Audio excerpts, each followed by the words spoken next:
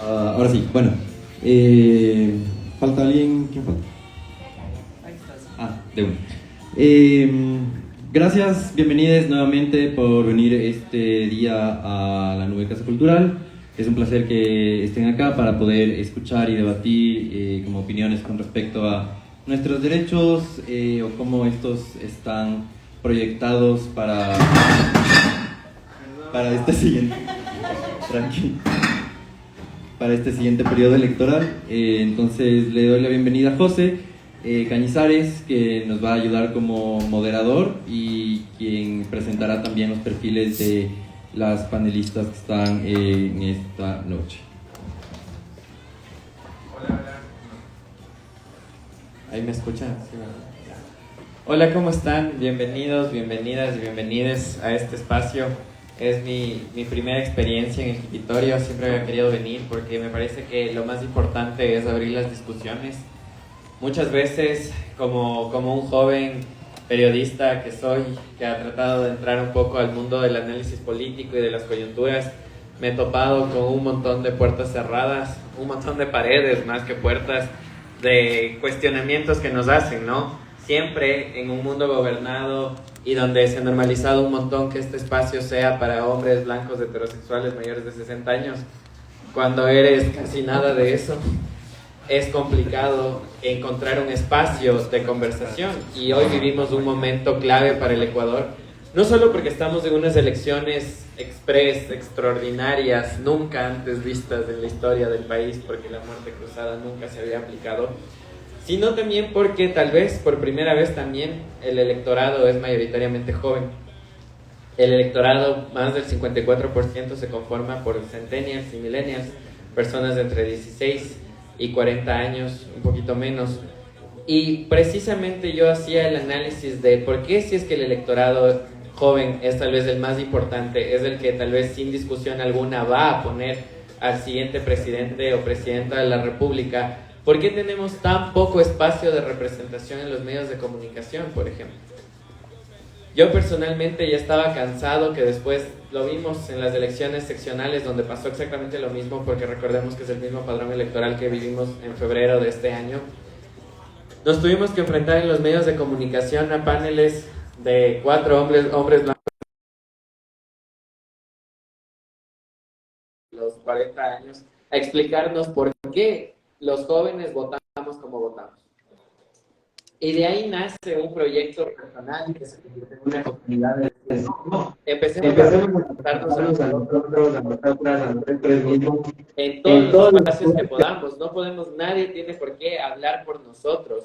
Y las personas, tal vez yo y muchos de ustedes seguramente, estamos en un grupo incluso tal vez más minoritario, que nos han hecho creer que somos más minoritarios, que son las diversidades sexogenéricas. Entonces la representación para nosotros como jóvenes y como parte de una diversidad sexogenérica es incluso aún más limitada. Y por eso creo que estos espacios son extremadamente importantes. Ahora les voy a presentar a nuestras panelistas, que yo también les voy a conocer. Así que cuando les nombre me dicen hola. No me y un poco hablando también del contexto en el que nos hallamos. Vivimos un momento peligroso para todo el Ecuador, pero muchas veces he escuchado a las personas que pertenecen al grupo mayoritario, por así decirlo, por cómo lo representan los medios, digamos, a la población heterosexual, decir, el Ecuador es un país extremadamente peligroso. Y sí, efectivamente ahora es un país extremadamente peligroso, pero es tal vez algo que las diversidades sexogenéricas hemos sentido hace mucho tiempo, que vivíamos ya en un país bastante peligroso para nosotros, porque mostrar cómo éramos en realidad, nuestra diversidad, lo que sentimos, cómo amamos, ya era objeto de muerte, era objeto de violencia, violencia psicológica, violencia física. Entonces, creo que por un momento el país está sintiendo lo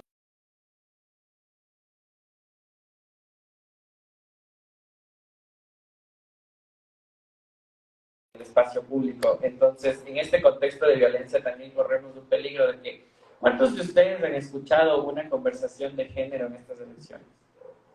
Tal vez nadie, seguramente nadie, porque esa no es la prioridad ahorita de la palestra pública, de la opinión pública. En el 2021 sí fue, por ejemplo.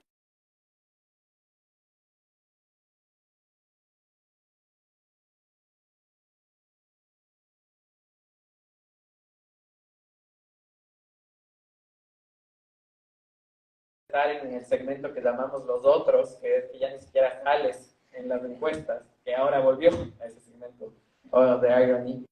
Y ahora hemos perdido por completo esa conversación, porque obviamente la urgencia del país se ha volcado hacia otro sector, que es la violencia, pero nosotros desde nuestras trincheras, desde nuestros lugares, tenemos que decir, no, aquí estamos, aquí existimos, y al momento de elegir también tenemos que pensar en, lamentablemente, quién nos va a hacer menos daño.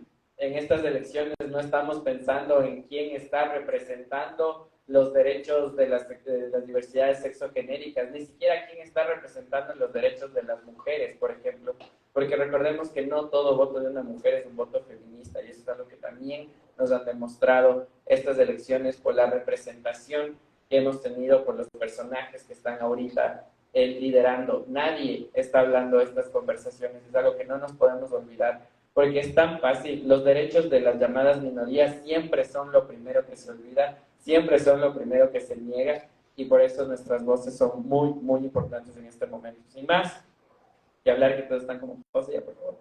Vamos a presentar a nuestras panelistas, por eso voy a poner los lentes, que aparte de minorías de ciegos. Un momento, ¿no?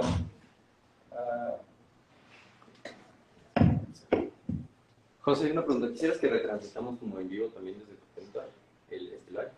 Si pueden, sí, no sé cómo. Creo que me pueden pegar ya.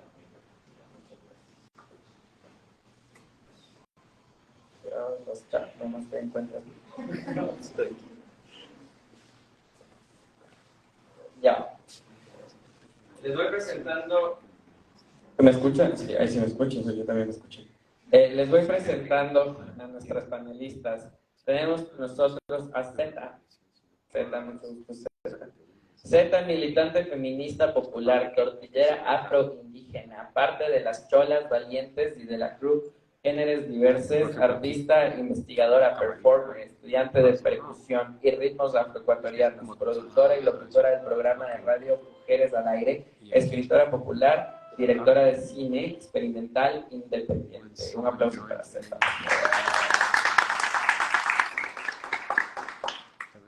Vamos con Melanie Castellanos. Hola Melanie, ¿cómo estás? Melanie Castellanos es socióloga de la Universidad Central del Ecuador, actualmente colaboradora activa en Aquititu, Radio Cine y en la Alianza contra las Prisiones. Me gustan todas a Melanie le gustan todas las formas de arte, entre ellas la pintura, la escritura y la danza. Cree que el cambio personal y la transformación social desde el narcotransfeminismo comunitario y anticarcelario. Un aplauso para Melanie, por favor. Vamos con Diana Almeida. Diana, ¿cómo estás? Hola, Diana. Diana es periodista militante, trabaja la aplicación de la teoría feminista de los estudios sobre masculinidades, movimientos sociales, explotación animal, los sujetos revolucionarios y la pregunta ontológica por el ser. Feminista, comunista y animalista, maestra en sociología y estudios del género por Flaxo, Ecuador. Trabaja en la Confederación de Trabajadores de Solidaridad Ecuatoriana en las áreas de comunicación y formación. Un aplauso para Diana, por favor. Oigan, yo cuando di mi resumen no tenía nada que poner el José. Ya me sentía chicopalado por este gran panel que teníamos.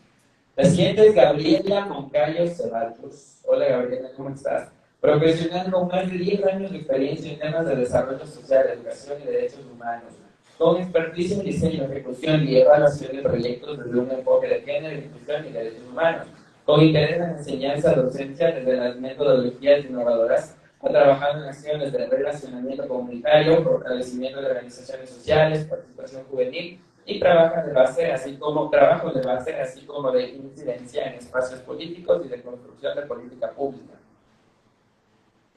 Tu perfil es bastante bueno. Todavía faltaba, pero arriba un aplauso por favor para Gabriela. Vamos con, y te dejé al último porque temo pronunciar mal tu nombre. Yubi Fuentes. Buenas noches, ¿cómo estás? Abogada feminista y con 4 diplomados de especialización de género, políticas públicas y defensa internacional de los derechos humanos. Asesora de la sociedad civil para ONU Mujeres de Ecuador 2020-2025.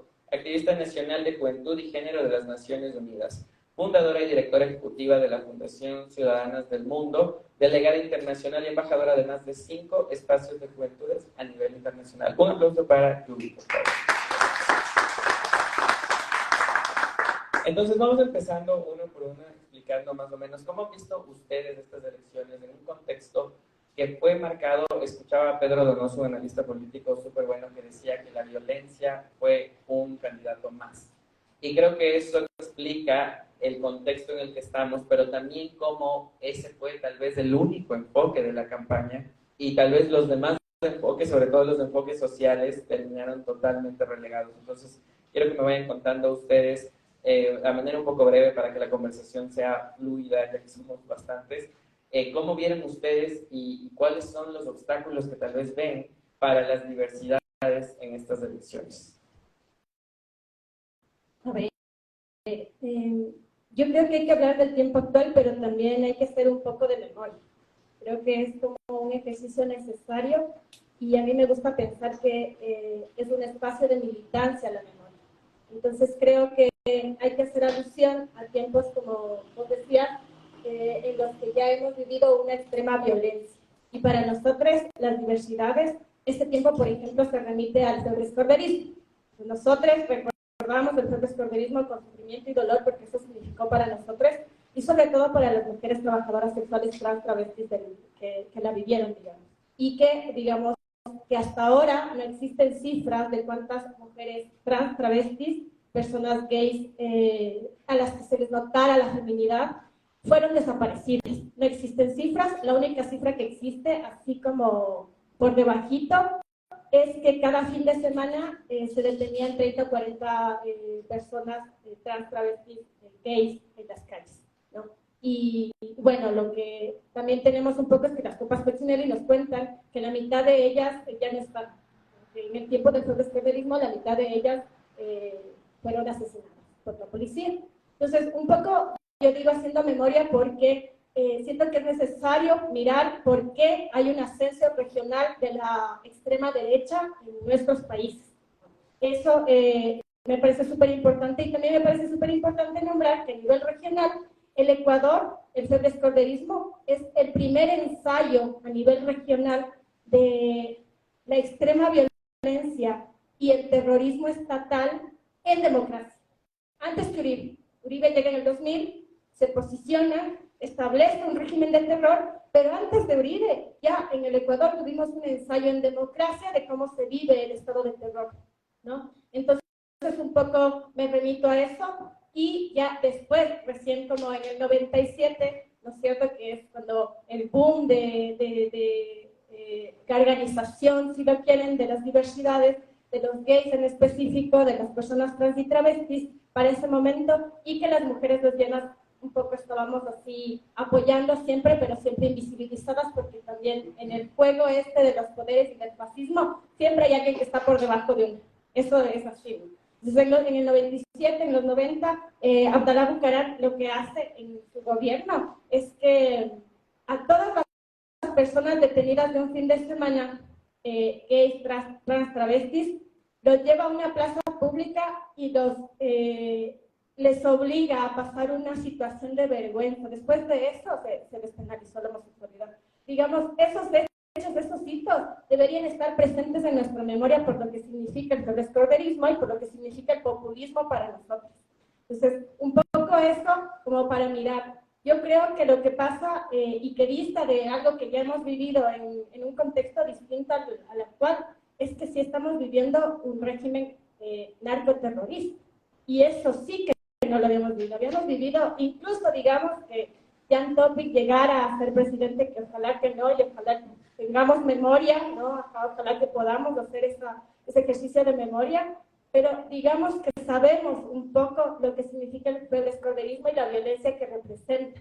Sabemos que es resistirle a ese tipo de violencia, un poco. Pues más o menos. Pero algo que sí, definitivamente no hemos vivido, no hemos palpado y no hemos sentido, es esto que nos está pasando ahora, que es esto que le llamamos el narcoterrorismo, que no alcanzamos a ver qué significa, pero que sabemos perfectamente, ¿no es cierto?, que hemos visto cómo se expresa, y cuando llega a la capital, y asesinan a un candidato, entonces sí, nos toca el cuerpo, nos toca la geografía, nos toca el espacio en el que vivimos y habitamos, ¿no es cierto? Entonces, cuando nos llega a tocar de esta manera las fibras, ya no son las putas que están en la esquina, ya no son las personas que se trasvisten, ya no son, ya es la capital, ya es como, además que no solamente tocan como a cualquiera, tocan ese espacio formal, el más formal que conocemos de la democracia burguesa, que son las elecciones, y a un candidato de esas elecciones. Entonces, a ese régimen de terror no le conocemos, no sabemos qué significa resistirle a eso, y cualquiera de los candidatos y la candidata que están, digamos, intentando hacerle frente a eso, claramente lo que han hecho es armar su discurso alrededor de la seguridad, porque es lo primero que se nos viene a la cabeza en este momento, de qué queremos de un candidato, estamos pensando en el miedo y en la inseguridad que estamos viviendo, sí, definitivamente. Pero eso para nosotros, para las poblaciones de la diversidad, lo que significa es como un camino hacia atrás. Las democracias y el progresismo lo que nos permiten es un poco caminar o arrancarle todo lo que podamos así a los estados, a las instituciones. Digamos, ya tenemos la posibilidad de que se cambie el sexo por género en el documento de identidad. Eso no ha significado una puerta para más derechos, no lo ha significado, pero ya está, digamos.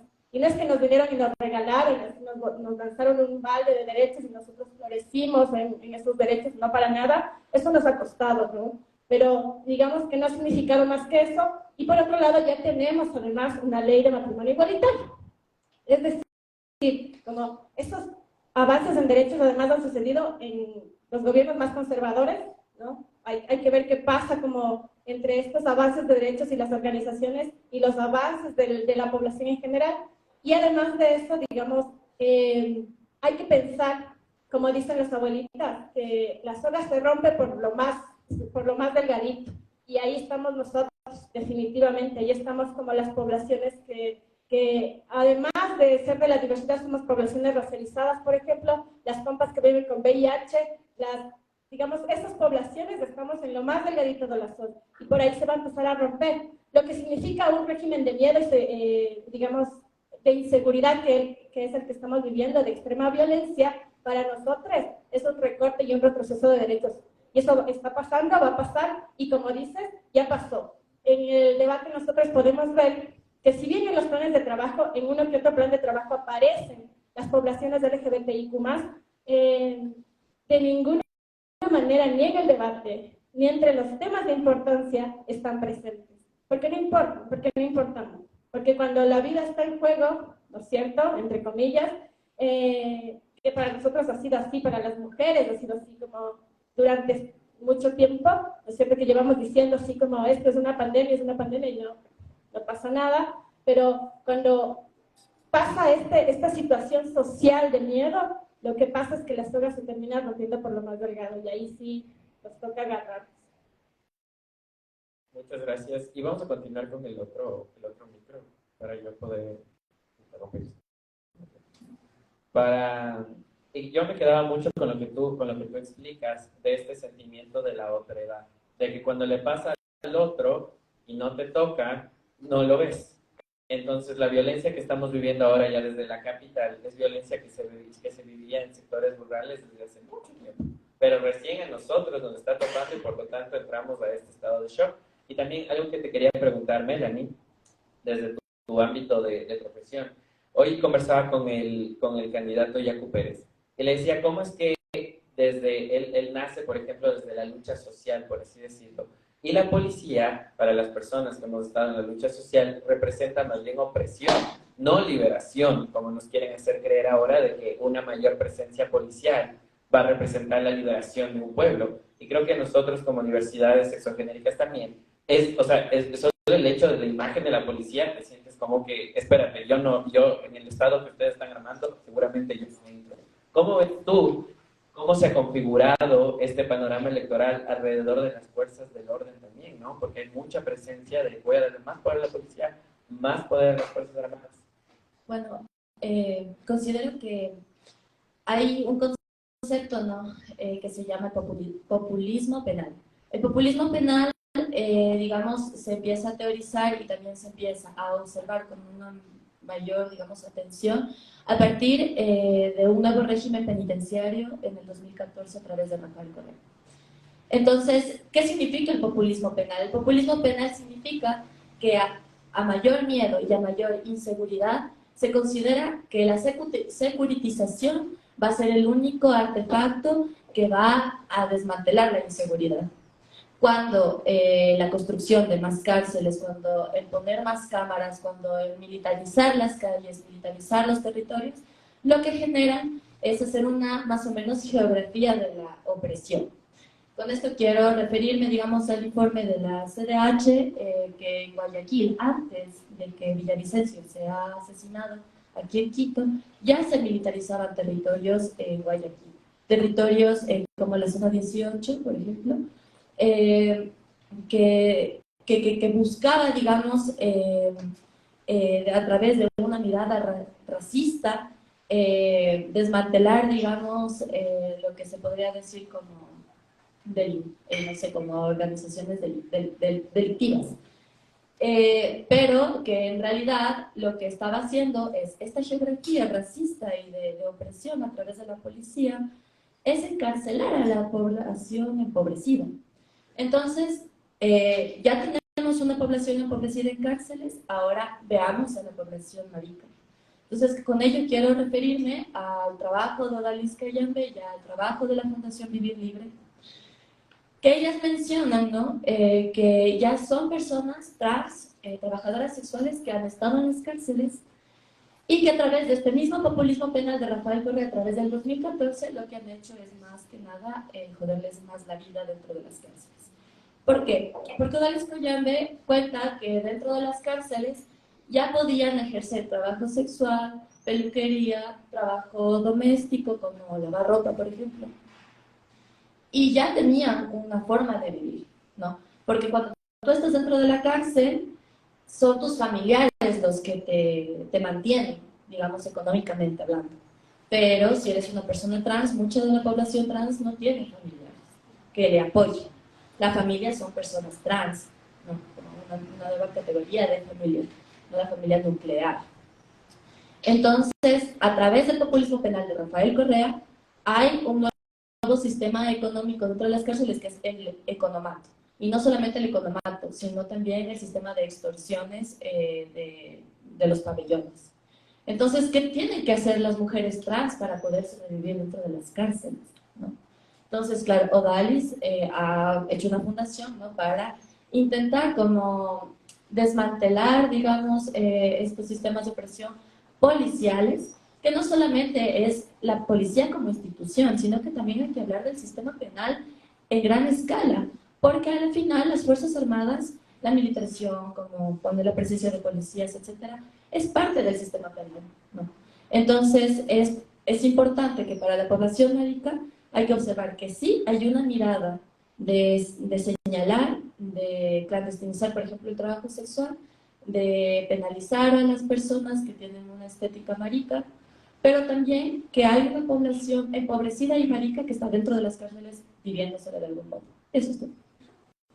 Perfecto. Sí, me quedo mucho con lo que nos hablas de la realidad de las cárceles, porque también el discurso de la cárcel en estas elecciones es extremadamente importante, ¿no? Porque hemos visto episodios de violencia que salen desde las cárceles y también la mentira del Estado de que tiene el control alguno sobre las cárceles. Yo tuve la oportunidad de visitar las cárceles en 2021 y no tienen el control.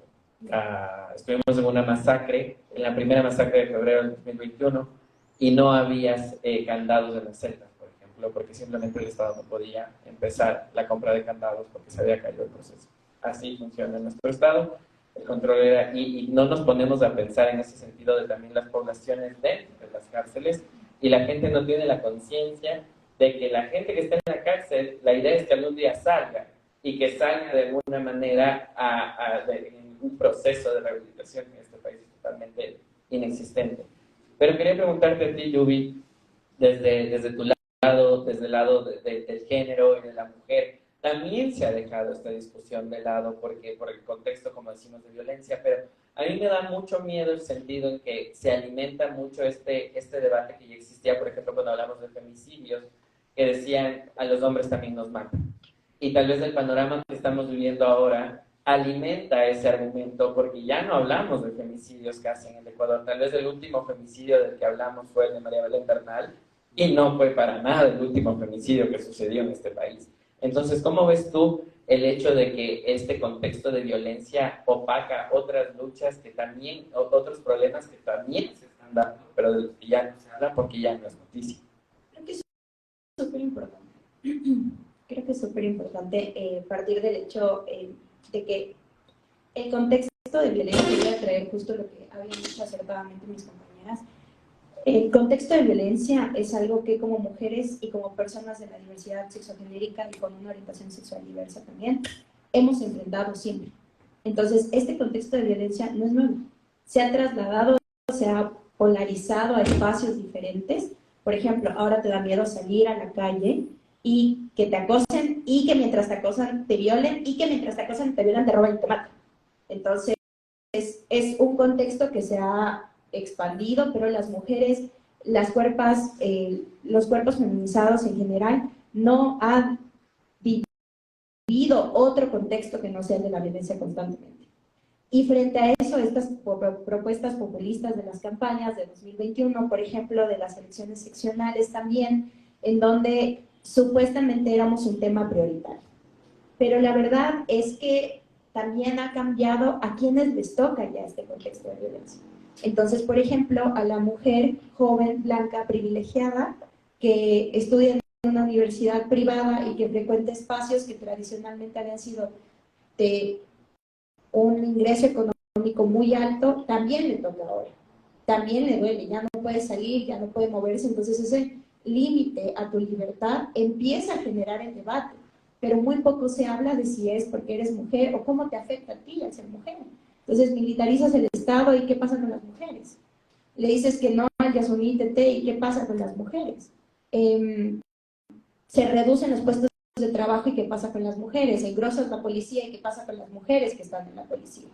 Entonces, esas preguntas no nos hacemos porque no hay una interseccionalidad de las cosas. Para nosotros, como Estado, y digo para nosotros porque hombres, blancos, heterosexuales, y no todos, sino aquellos que saben leer y escribir, que tienen ingresos económicos que pueden producir, son para los que está supuestamente diseñado el Estado y para ellos falla. O sea que para todos los demás que no cumplimos ninguna de las categorías o que no tenemos la oportunidad de cumplir la categoría como las mujeres, no solo no falla, sino que no existe. Y ahí tú ves un rechazo silencioso pero potente de la juventud que empieza a incomodarse. Ahora tienes juventud que dice, no, es que yo no creo en la democracia. En las últimas encuestas hablaban del totalitarismo, porque son juventudes que además nunca han vivido estados totalitarios. Son juventudes que no han vivido dinámicas de terrorismo social, que no han vivido persecuciones, que tal vez tienen padres que no han vivido persecuciones, que no han vivido problemáticas en los estados de derecho, y lo vemos en todas las fragmentaciones de las instituciones del sistema. Entonces, no tienes un sistema judicial fuerte, no tienes un sistema penitenciario, no tienes un sistema económico, no tienes un sistema agrario, no tienes ninguna de las instituciones del Estado funciona. Y te vuelves a preguntar, ¿y dónde están las mujeres? Tampoco están ahí. No es que, si es que recortan el personal, se van las mujeres, porque las mujeres no tenemos la posibilidad de tener empleo, porque las mujeres trans no llegan a la universidad, no terminan la educación básica formal. Entonces, realmente son tal vez esas las preguntas, como entonces si no hay seguridad, ¿qué pasa con la seguridad para las mujeres? Que las mujeres nunca han contado, nunca han tenido seguridad. Ahora cuando ya no hablamos de los femicidios es porque no hay un femicidio que haya sido más noticia que Fernando Villavicencio. Así de simple. Yo sí me pregunto si hubiera sido Luisa González, hubiera causado el mismo furor, porque la violencia política que sufren las mujeres a toda escala, candidatas a la asamblea, candidatas a la presidencia, candidatas a la vicepresidencia, la misma violencia que sufrió después del asesinato de Fernando Villavicencio, Andrea, que era su vicepresidenta, ¿nos importa?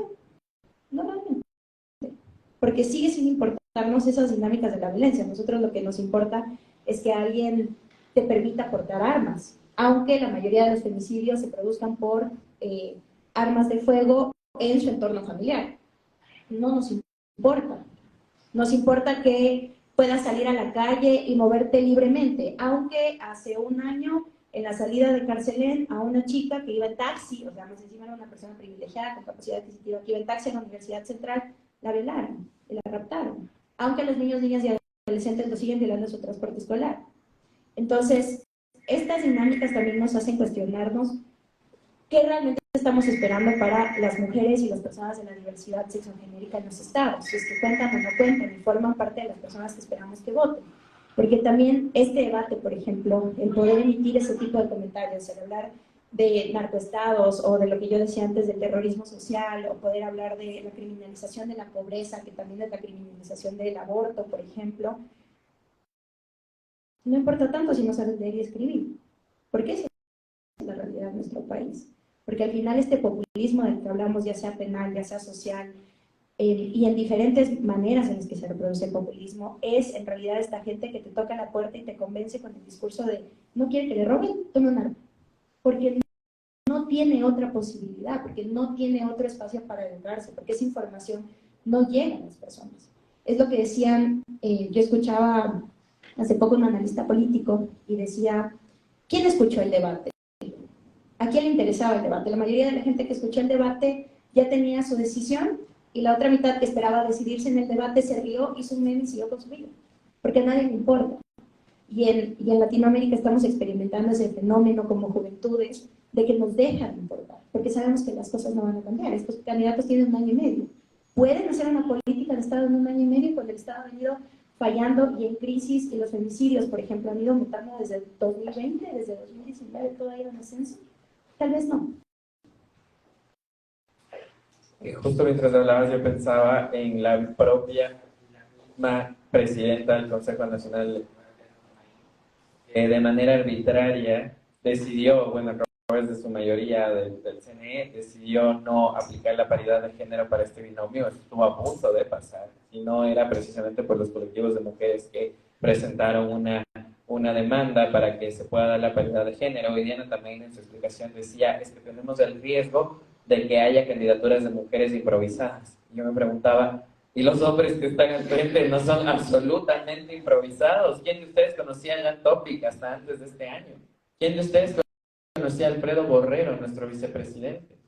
¿Por qué cuando son hombres no hay el mismo cuestionamiento? Cuando son hombres seguramente tienen la validez absoluta para ocupar un cargo público, pero de las mujeres tenemos el riesgo de que sea accidental. Y después tuvimos la paridad de género, y lo que tú planteabas de qué pasa con las vicepresidentas, por ejemplo, pasa lo que teníamos miedo que suceda con una ley de paridad, que solo sea nada más poner un nombre y no darle espacios. ¿Alguna vez han visto a Jan Topic y Diana Jacome juntos últimamente? No, porque Diana Jacome no importa en la política de Jan Topic, porque nada más es para llenar un puesto. Ahí estamos, cuando se muere Fernando Villavicencio, cuando lo asesinan, sale el mismo movimiento a decir que Andrea González no representa la lucha de Fernando Villavicencio. Me pregunto, ¿cómo? Si era electa, si fue elegida supuestamente para representar su vicepresidencia, pero ahí hay mucho el tema de género, un tema que no se está hablando en este momento en lo absoluto. Y Gabriela, ¿verdad?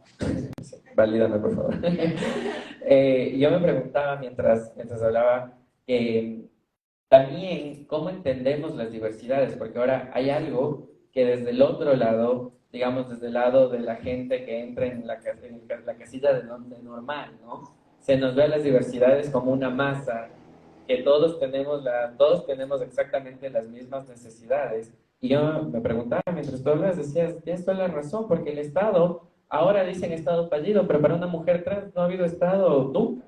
Jamás, porque no has tenido acceso a salud, no has tenido acceso a educación, no tienes acceso a seguridad, y eso es el Estado. Eso es lo que nosotros llamamos Estado. En ese sentido, ¿cómo ves tú, Gabriela, esta unificación de la diversidad que de alguna manera nos ha permitido que seamos silenciados? Porque ahorita decimos, no, es que la violencia es contra todos, es contra el país, es contra la democracia.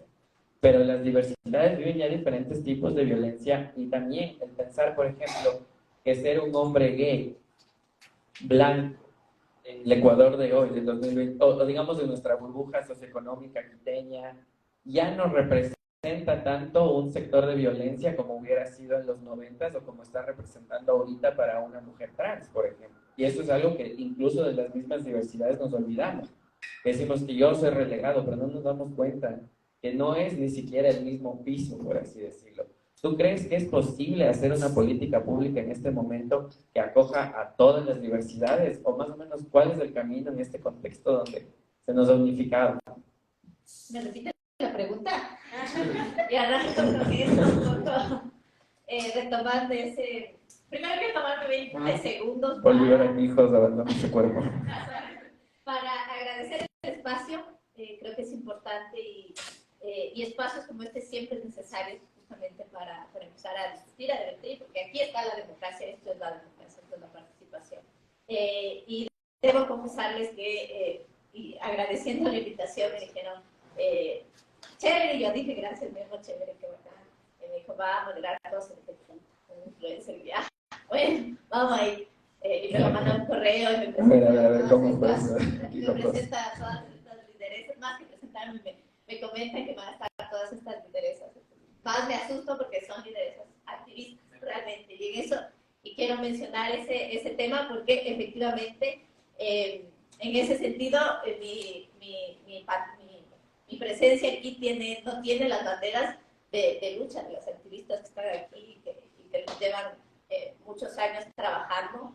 Yo he trabajado el tema de diversidades más desde mi profesión, desde mi accionar más profesional. Y es desde ahí un poco donde les voy a hablar. Así que más bien yo orgullosa de poder compartir un panel con activistas como ustedes. Así que desde ahí estoy media nerviosa. Entonces quería arrancar porque me sentí así como... Por eso arranqué con eso. Me repite la pregunta porque luego de este panel y de cada una de las experiencias, creo que la pregunta que haces, José, es interesante en el sentido de que lo que han dicho las compañeras es realmente importante, ¿no? Vivimos un estado, yo diría así, fallido, con esta variable que todas lo han mencionado de un narcoestado, ¿no? Donde todo el tema violencia, todo el tema criminal está encristado desde el sistema judicial, en todo lado, todos sabemos, no voy a dar más bien un diagnóstico.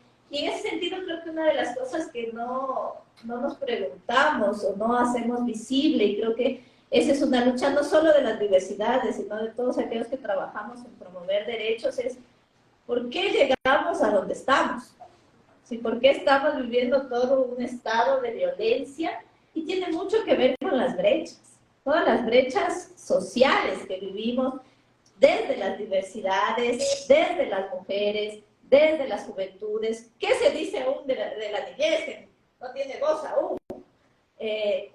Todo eso ha generado unas brechas realmente incontrolables, que es lo que estamos efectivamente viendo ahora en el Estado. Es producto de esas brechas, de inequidades, de desigualdades, que el Estado no lo ha sabido resolver y la sociedad tampoco ha trabajado y ha empujado el reducir esas brechas. Entonces, a mí me aterrorizaba, yo trabajo mucho con jóvenes y una de las cosas que veía en algunos espacios que he podido estar es justamente esa evidencia de un estado fallido en el sentido de que los chicos vas y les preguntas en barrios populares, barrios complicados, qué es lo que aspira, cuál es su aspiración. Y claro, muchos te dicen entrar acá en la mafia de acá, en el narco, porque acá me pagan.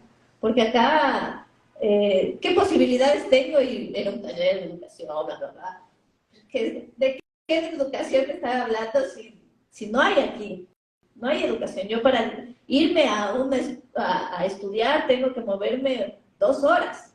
Y aquí en la esquina efectivamente me pagan. Y con eso que me pagan yo puedo solventar la vida de mis 2 hermanos, de mi mamá. Y por eso estoy metida en las mafias, estoy metida en el tema criminal. Entonces, ¿cómo efectivamente combates un tema tan complejo si no nos ponemos a pensar y si no analizamos, y no solamente no analizamos, sino visibilizamos que la violencia que estamos viviendo es producto de esas brechas, de esas inequidades, de esas desigualdades, que los grupos minoritarios, lo pongo así porque no es así, ¿no?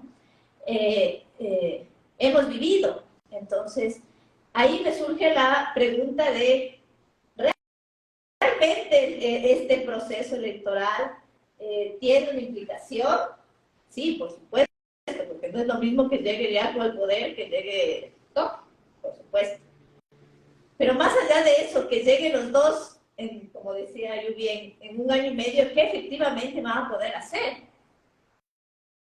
Siendo sincera, pueden empeorar la situación, ¿sí? Y volvernos un Salvador como Bukele, y Bukele ahorita dicen todo el mundo, ay, qué lindo, y cómo combate y demás, pero no está atacando nada de lo que les estoy diciendo, ninguna brecha y nada, y que después de 5 o 10 años ¿qué va a pasar con El Salvador? Porque efectivamente eso no se ha abordado, eso es, poco se pregunta.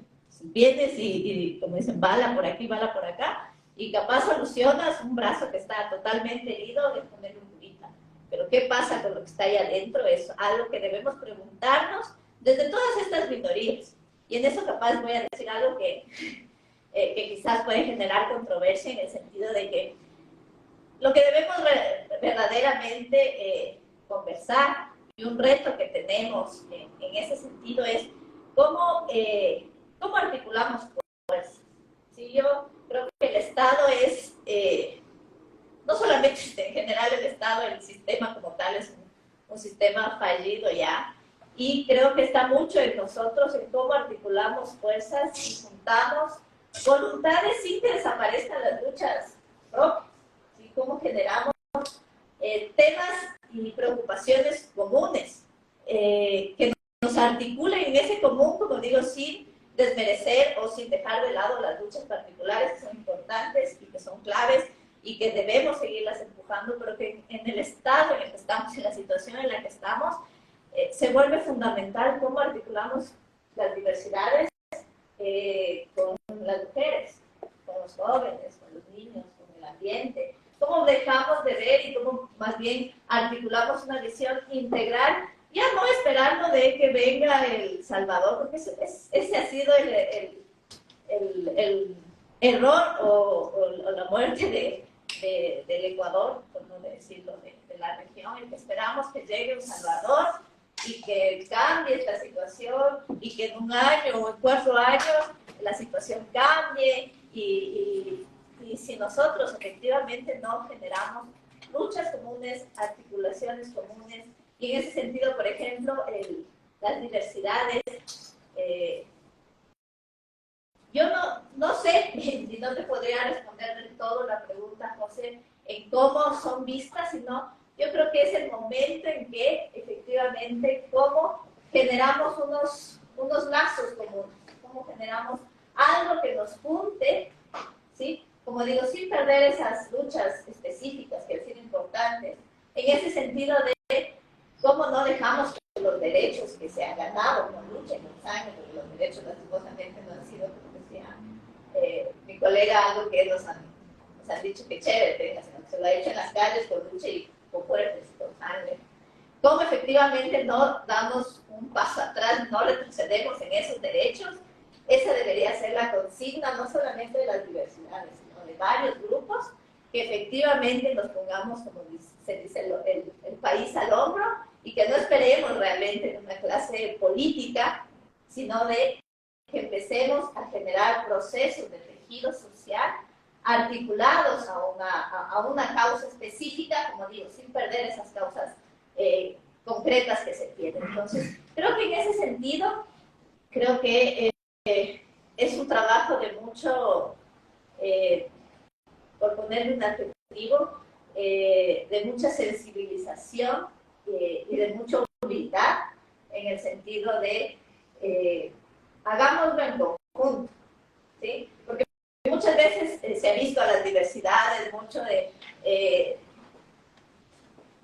entre la L con la G y con la T, una lucha, una pelea de que dice que el uno primero, que el otro, y no, y sabemos que no es así, sabemos que efectivamente ha sido luchas para ganar un puesto, porque si uno no tiene identidad, también no tiene derechos, y ese lo que ha sido la lucha más importante.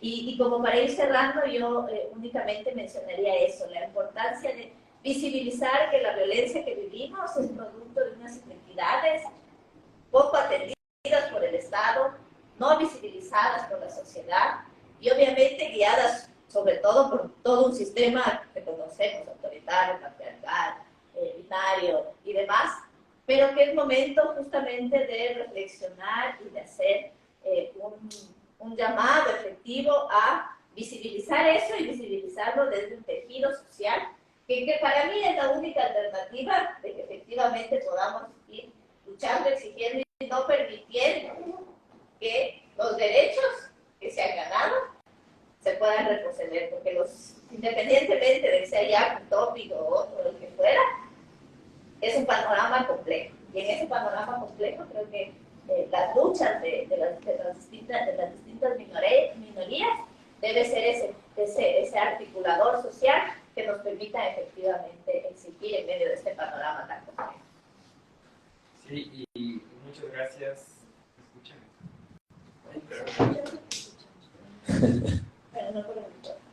Porque hablas muy duro. No, me escuchan y gracias Gabriela. Sobre lo que tú decías, me queda mucho con esto de que precisamente cuando no hay presencia del Estado, lo más peligroso que podía pasar, ya pasó, que es que el crimen organizado hace las veces de Estado. Y eso es terriblemente peligroso porque vemos desde la ruralidad que tú dices, claro, no hay un Estado que me dé salud, protección, educación, pero tengo una banda de crimen organizado que me da protección, me da dinero, yo veo que si sigo ese camino tengo lo que supuestamente debería darme de oportunidad solo por el hecho de haber nacido aquí. Entonces creo que eso es súper peligroso, pero lo que tú mencionabas de esto de la unidad, también es un discurso que hemos escuchado muchísimo de parte de la mayoría de candidatos, no de todos, pero yo me pregunto es, en esta unidad, ¿dónde entramos nosotros, nosotras, nosotros? ¿Dónde entramos? Porque muchas veces cuando se habla de unidad, cuando se habla de una familia, por ejemplo, no se refiere necesariamente a que estamos invitadas a ser parte de este momento. Yo te quiero preguntar a ti, Diana, como periodista, ¿cómo has visto tú este frame mediático que existe acerca de decirle a la gente también qué es lo que tú tienes que preocuparte? Porque muchas veces, si bien obviamente la seguridad tal vez hemos visto que es una preocupación para nosotros, pero sí hay un frame de que nos diga, no, ahorita hay que hablar de estos temas y no se puede hablar de más temas, y lo he vivido incluso desde dentro de los medios, que muchas veces cuando yo quiero poner dentro de un debate, por ejemplo, con políticos, el tema del aborto legal, o el tema de la adopción homoparental. Es un tema que ahorita no están dispuestos a tratar. Y cuando hablamos también de ideologías, por ejemplo, a Luisa González se le ha cuestionado mucho el hecho de que represente a un movimiento que se autodenomina progresista, pero que sea extremadamente conservador y pro vida. Y la respuesta fácil es siempre decir, en nuestra Constitución no hay regresión de derechos, por lo tanto, ¿por qué vamos a hablar de eso?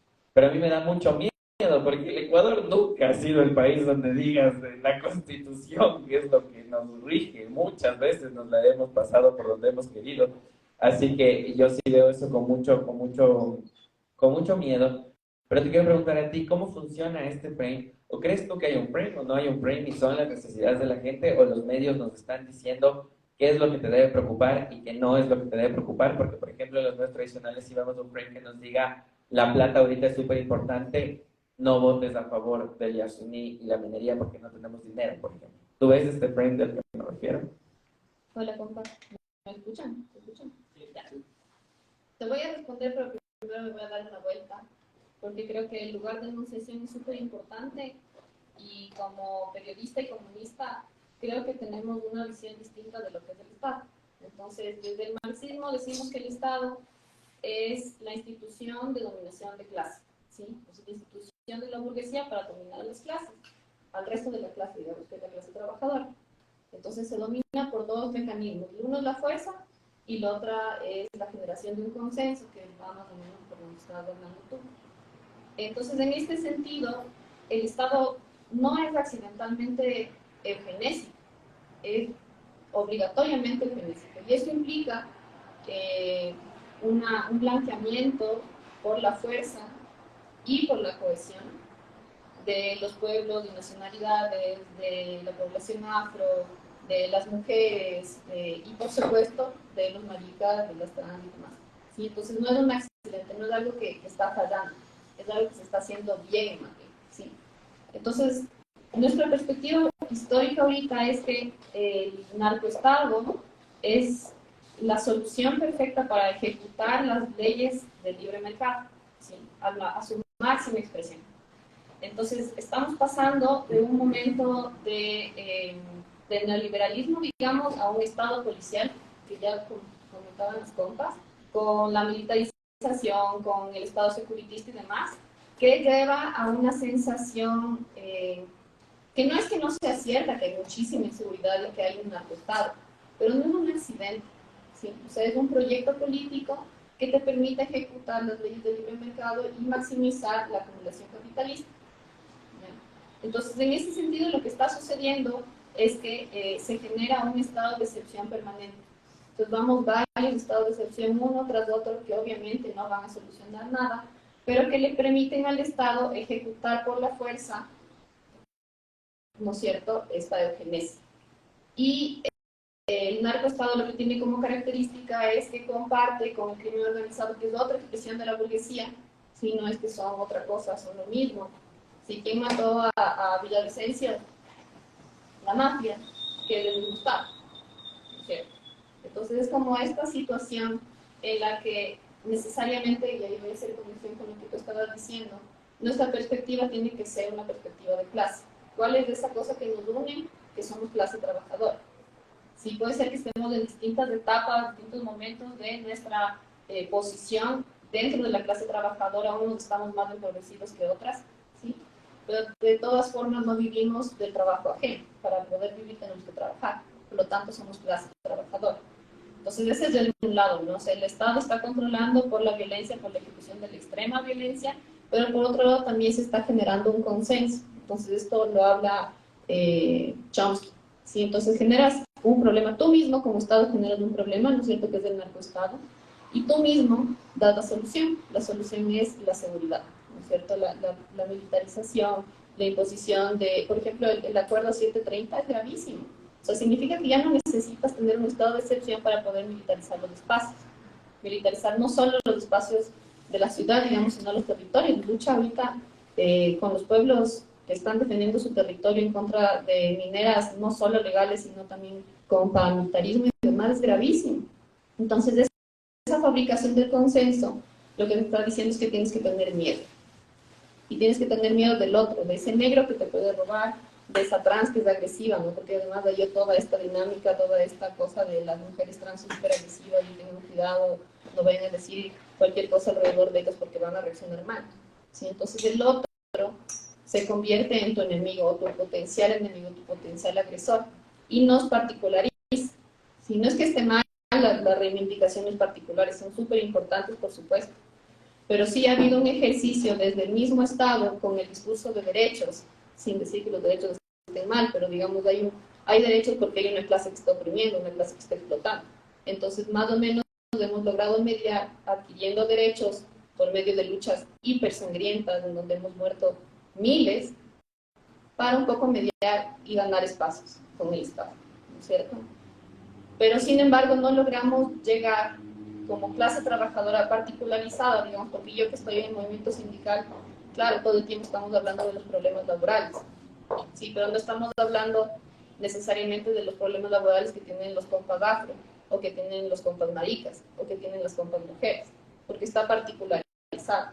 Entonces no estamos viendo, y es algo que es que voy a decir algo que es súper polémico, pero es una deuda de los movimientos feministas y de los movimientos de las diversidades, y es que al particularizarse han dejado de hacer el ejercicio de despatriarcalizar y descolonizar los espacios de los movimientos de masa, ¿sí? Porque por eso nos dicen minorías, porque nos unimos entre poquitos y parece que somos menos de los que somos, pero somos la mitad más un montón, porque somos mujeres y además somos diversidad, entonces somos en realidad muchísima gente, somos más de la mitad de la clase trabajadora, y sin embargo nos dicen minorías, ¿sí?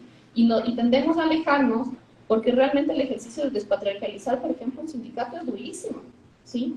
Y hace un tiempo la discusión era, yo como feminista no tengo por qué andar haciendo de pedagoga y educando a mi compañero varón, pero en realidad sí, pues eso es lo que hacemos los militantes y las militantes, hacemos un ejercicio permanente de educación, un ejercicio permanente de ganar espacios, pero desde la organicidad, y eso es algo que nos falta, y por eso nos están sacando la madre, nos van a seguir sacando la madre, porque no nos estamos uniendo orgánicamente a movimientos de masa, a movimientos que además ya han trazado el camino, digamos. Leonidas Diza, después de junio de 2023, hizo un llamado y dijo, ¿saben qué? Hay que hacer asambleas populares en las ciudades, ¿sí? En el campo tenemos un avance importantísimo en la organización popular y en lo que podría ser una construcción de un poder popular plurinacional, y en las ciudades, en cambio, estamos en luchas particulares y la gente no se está uniendo. Sí, y los sindicatos, además, históricamente aquí han sido o sindicatos corporativos, que son los sindicatos que están cerca a los gobiernos, o sindicatos amarillos, que son los que son patronales, o sea, los que quieren tener una buena relación con la patronal, que no quieren conflicto. Entonces, no estamos haciendo el ejercicio aquí de ser orgánicos y fumarnos, así suena horrible, pero fumarnos, tener que hacer el ejercicio de despatriarcalización dentro de los espacios de masa para poder ser una fuerza de verdad, ¿sí? Porque el poder popular plurinacional no se va a construir con pequeñas burbujas, sino se va a construir con una gran masa que pueda resistir al Estado, que siempre va a ser eugenésico, digamos. Las leyes que generaron que no se pueda hacer sindicalismo por rama, se dieron durante el corrido. Se desaparecieron a varias compañeras trans también durante el corrido. O sea, no es que el Estado progresista que intenta un poco alivianar la explotación, hacerla más llevadera, no es o no representa un problema de verdad para la clase trabajadora. ¿Por qué? Porque lo que hace es un poco alivianar la vida, las condiciones materiales de una porción importante de la clase trabajadora, nunca de toda, y en los territorios jamás, ¿sí? Que genera cierta desmovilización, ¿no es cierto? Porque la gente está más cómoda, entonces no tiene la necesidad de organizarse para poder seguir viviendo. Y en cambio, asusta y radicaliza a la extrema derecha, porque le está hablando, por ejemplo, de una ley de herencias, ¿sí?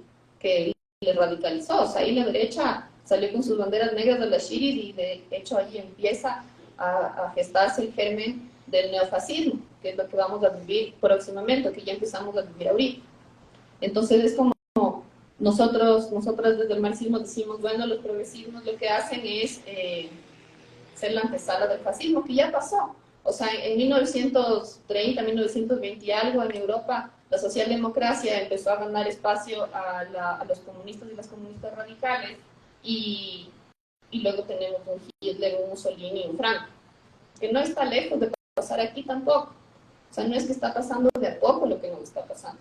¿Sí? Vamos a tener poco a poco un estado de excepción permanente, ya tenemos el permiso aprobado por la Corte Constitucional de la militarización permanente, ¿sí? Y Topi, creo que es lo más probable que gane, si no en primera vuelta, en segunda.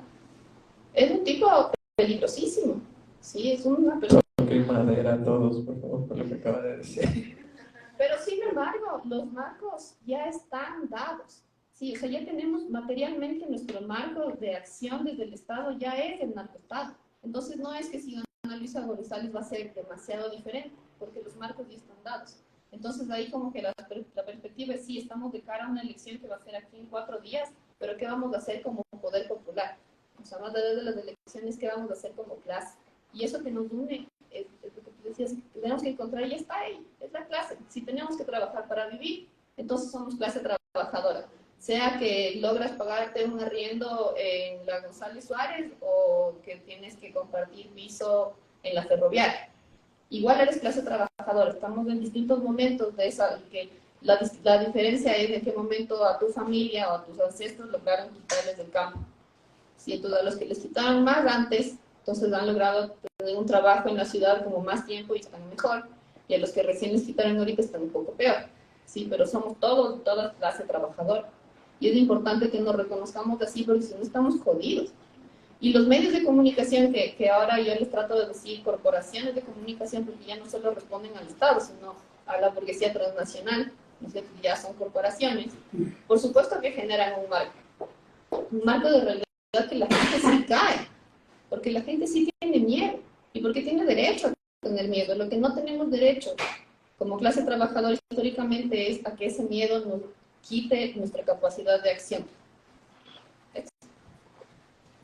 Muchas gracias. Y, hay una pregunta del público que dice: ¿por qué se habla de fascismo para regímenes que dicen favorecer la libertad?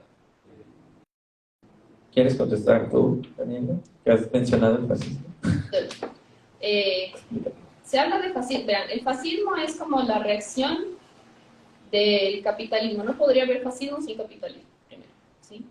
Es la reacción de un momento de contingencia que Gramsci llamaba un claroscuro, ¿no es cierto?, donde se está muriendo un viejo mundo y el nuevo tarda en aparecer. Y en ese espacio aparecen los monstruos.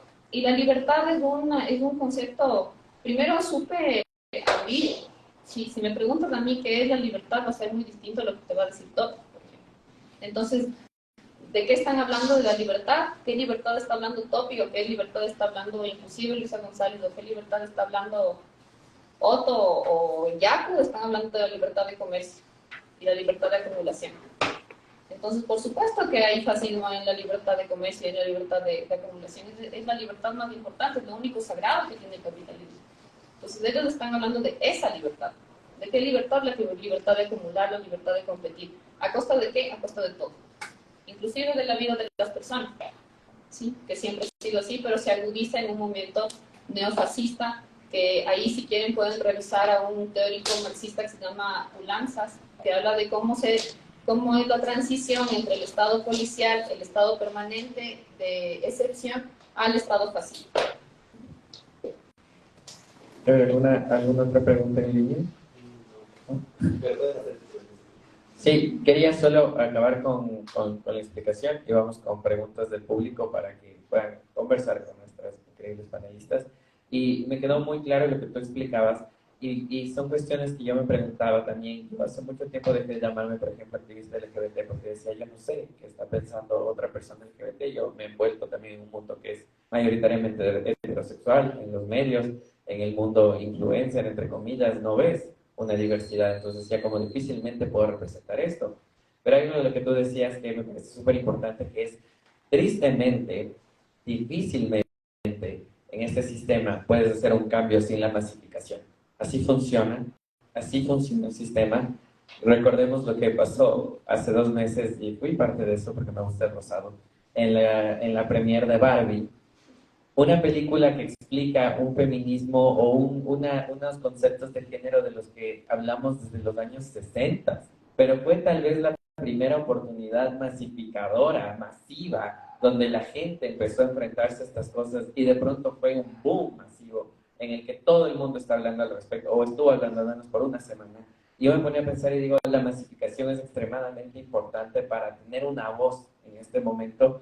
Y en ese sentido también, ¿dónde está nuestro juego desde las diversidades o desde lo que llamamos o conocemos progresismo, que tú has puesto también en duda lo que es el progresismo? En el sentido de, por ejemplo, desde el lado conservador, son mucho más organizados que nosotros, por ejemplo, porque todos tienen el mismo objetivo que tú nos has explicado hoy, que es acumular capital. Todos luchan por el mismo objetivo. En cambio, nosotros hemos luchado por luchas que se convirtieron en individuales muchas veces. A mí me han dicho, me han criticado, me han dicho, tú no puedes hablar del feminismo, tú no puedes hablar de las personas trans, tú no puedes hablar de esto porque tú eres hombre, porque tú eres un hombre gay privilegiado, porque tú eres así, estás esto. Yo decía como que nos estamos también quitando un poco la oportunidad de tener voces masificadoras. Y aunque nos moleste un poco, es parte del sistema y para cambiar el sistema muchas veces se tiene que cambiar desde adentro. Pero con esto quiero dar paso a las preguntas del público. ¿Quién responde? Sí, por supuesto. Solo porque siento que hay que hacernos justicia. Yo estoy de acuerdo, creo que hay una necesidad de saltar el cerco, por así decirlo, este especializado de las organizaciones que nos ha vuelto tan dispersos y que ha permitido también. Yo siento que hay un tiempo antes de las organizaciones sociales, que es el correísmo, y un después. Y creo que el correísmo sí para las organizaciones sociales de todo tipo significa una gripe de la que todavía no nos terminamos de curar. Y no hemos podido consolidar alianzas desde el campo popular y social desde ese tiempo hasta acá. Creo que eso sí significó un golpe para las organizaciones así bien específico. Y es el mismo correísmo quien le da unos espacios de visibilidad a personas trans, a personas de la diversidad, ¿no? Tenemos una Secretaría de Género que, digamos, un poco sus inicios son ahí en ese correísmo que nosotros reconocemos más profundamente. Tiene todo esto que representa o que representó la consolidación de lo que estamos viviendo hoy, ¿no? O sea, como en el correísmo se formaliza en el Estado, digamos, un poco el régimen neoliberal que estamos viviendo, que después es el que aprovecha un poco Moreno y es el en el que se va para hacer todo su proyecto. Y entonces, solo una cosa que me queda ahí sonando y que me hace así un ruidillo, y es como que esto de que hay que hacer este movimiento de despatriarcalización sociales y de izquierda, que yo estoy de acuerdo. Siento que hay que saltar ese cerco en el que nos hemos metido, en el que solo nos organizamos la comunidad LGBTI. La comunidad no es sinónimo de rebaño. No somos un rebaño. No funciona así la cosa ya. Pero definitivamente creo que hay que hacer un ejercicio de memoria también, y no es que las personas o las feministas o no es que las personas de la comunidad o de las diversidades, que es como nos nombramos, porque está súper largo nombrarnos a todos, ¿no es cierto?, por hacer ese ejercicio de hacerlo más cortito. No estamos, digamos, pensando, no hemos estado en las luchas sociales y populares primero, y no es que no nos interese pensarnos más profundamente y solo estamos pensando en las premisas ONGistas o en estos, ni el feminismo ese que sigue esa agenda ONGista para... No estamos pensando solamente en eso, ¿no? Sino que también tenemos una historia, y las personas de la diversidad tenemos una historia en la izquierda de rechazo y de violencia extrema, compas. Entonces, como yo soy una persona de las izquierdas, pero definitivamente creo que hay que hacer un ejercicio crítico que no es simplista, de mirarnos cómo hemos existido y resistido también la comunidad y las diversidades dentro de esta izquierda y dentro de este propio campo popular. Y voy a hacer memoria solo de una cosita que yo les comentaba antes. Recién en los 90, nuestras reivindicaciones como un mínimo, que es despenalizar la homosexualidad en el país, ¿no es cierto?, pasan recién en los 90, cuando ha habido, desde los 60 y 70 hubo un avance en derechos, si lo quieren, por lo que ya comentabas, así como por luchas en las que murieron gente, ¿no es cierto?, nuestros ancestros y ancestras. Digamos que recién en los 90 para nosotros llega ese momento de mínimos como despenalizar la homosexualidad. Y no porque nosotros no hemos sido antes parte de las luchas, no es que nosotros aparecimos en los 90 a pedir o a exigir cosas, no para nada, sino que como históricamente hemos sido invisibilizados y violentados dentro de los mismos espacios populares de resistencia. Entonces, un mínimo nosotros las mujeres, por ejemplo, desde los feminismos no ONGistas, no blanqueados, sino unos feminismos que sí deseamos militar desde un espacio más popular. Yo vengo de uno de esos barrios que la gente le encanta socializar con la delincuencia y se naturaliza en el discurso, así se naturaliza profundamente como que todos los delincuentes vienen de esos espacios, y no, compas, de hecho el cuñado de Lazo está involucrado en las mafias, ¿me explico? O sea, como los de arriba siempre son esas minorías, porque la minoría realmente, una minoría real en esta sociedad es la burguesía. Ahí sí que está una minoría que controla la economía de un país como el nuestro, por ejemplo. Unas así, cortadas familias. Entonces, solo un poco para decir que, por ejemplo, los feminismos, un mínimo que requerimos para seguir despatriarcalizando y masificando nuestras, y debatiendo entre nosotros, primero, ser tomadas en serio, y segundo, así un mínimo es, no queremos militar con nuestros violadores y nuestros agresores, es así, es un mínimo. Entonces es como, esos mínimos, así, no queremos renunciar a eso, porque no queremos hacer lo mismo que está pasando en la política ahora. No queremos olvidarnos de estos que son mínimos para nosotros, que son máximos para nosotros y nosotras. No queremos renunciar a ellos, porque ahora la cosa está jodida. ¿Qué es lo que hace la política ahora? No sé qué, ahora ya está jodido todo, entonces, chao LGBTI, chao mujeres, chao, aquí es seguridad, aquí es esto y esto y esto. Entonces es como, para nosotros es más difícil organizarnos, más difícil que la derecha, porque, bueno, ya lo decías vos, nuestro deseo, nuestro interés no es capital, no es así monetario, no es económico. Nuestros intereses son bien profundos, ideológicos, y obviamente tenemos unas diferencias abismales, y esto nos lleva a tener conflicto. Y en ese conflicto tenemos que encontrar un consenso sin negar e invisibilizar estos conflictos. Vamos solo con una pregunta del público, ¿ya? Porque tenía una pregunta, sí. Pues, sí, yo quería comentar un poco sobre lo que escucho. Yo, evidentemente, tengo más años en el planeta y me gusta que ustedes tengan este debate mucho más jóvenes. Yo pienso que tenemos, son dos cosas. Tenemos tendencias a analizar por un lado todo lo que nos molesta, todo lo que nos mola. Y del otro lado, que ya en parte lo mencionaste ahora, somos en toda la sociedad, en toda la construcción humana existen paradigmas. Y a través de esos paradigmas somos manipulados sin darnos cuenta. Entonces, para mí tienen que pasar años como los que tengo ahora para empezarme a dar cuenta, porque tengo un histórico, cómo fue Velasco Ibarra, cómo fue la Junta Militar después, cómo vino el señor Urdos, cómo vino el señor Hurtado, cómo vino el señor Boca, cómo vino el señor Cordero, y así, hasta donde estamos.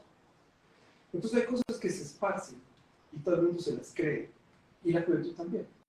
Entonces voy a hablar dos pequeñas cosas en esto, y luego les voy a hablar de una minoría que no ha sido tomada en cuenta, y no es tomada en cuenta en ninguna parte. ¿Sí? Entonces, gran propaganda del señor Correa, hemos hecho todas las carreteras del país, y eso no es cierto. Yo me acuerdo que todas las carreteras eran integrales, y lo que más ha servido es respetar como una obra de arte, porque empedrar desde el sur, desde Perú hasta Colombia, piedra por piedra, eso no debe haberse demolido nunca. Es un movimiento histórico que no fue comprendido, y le pusieron asfalto.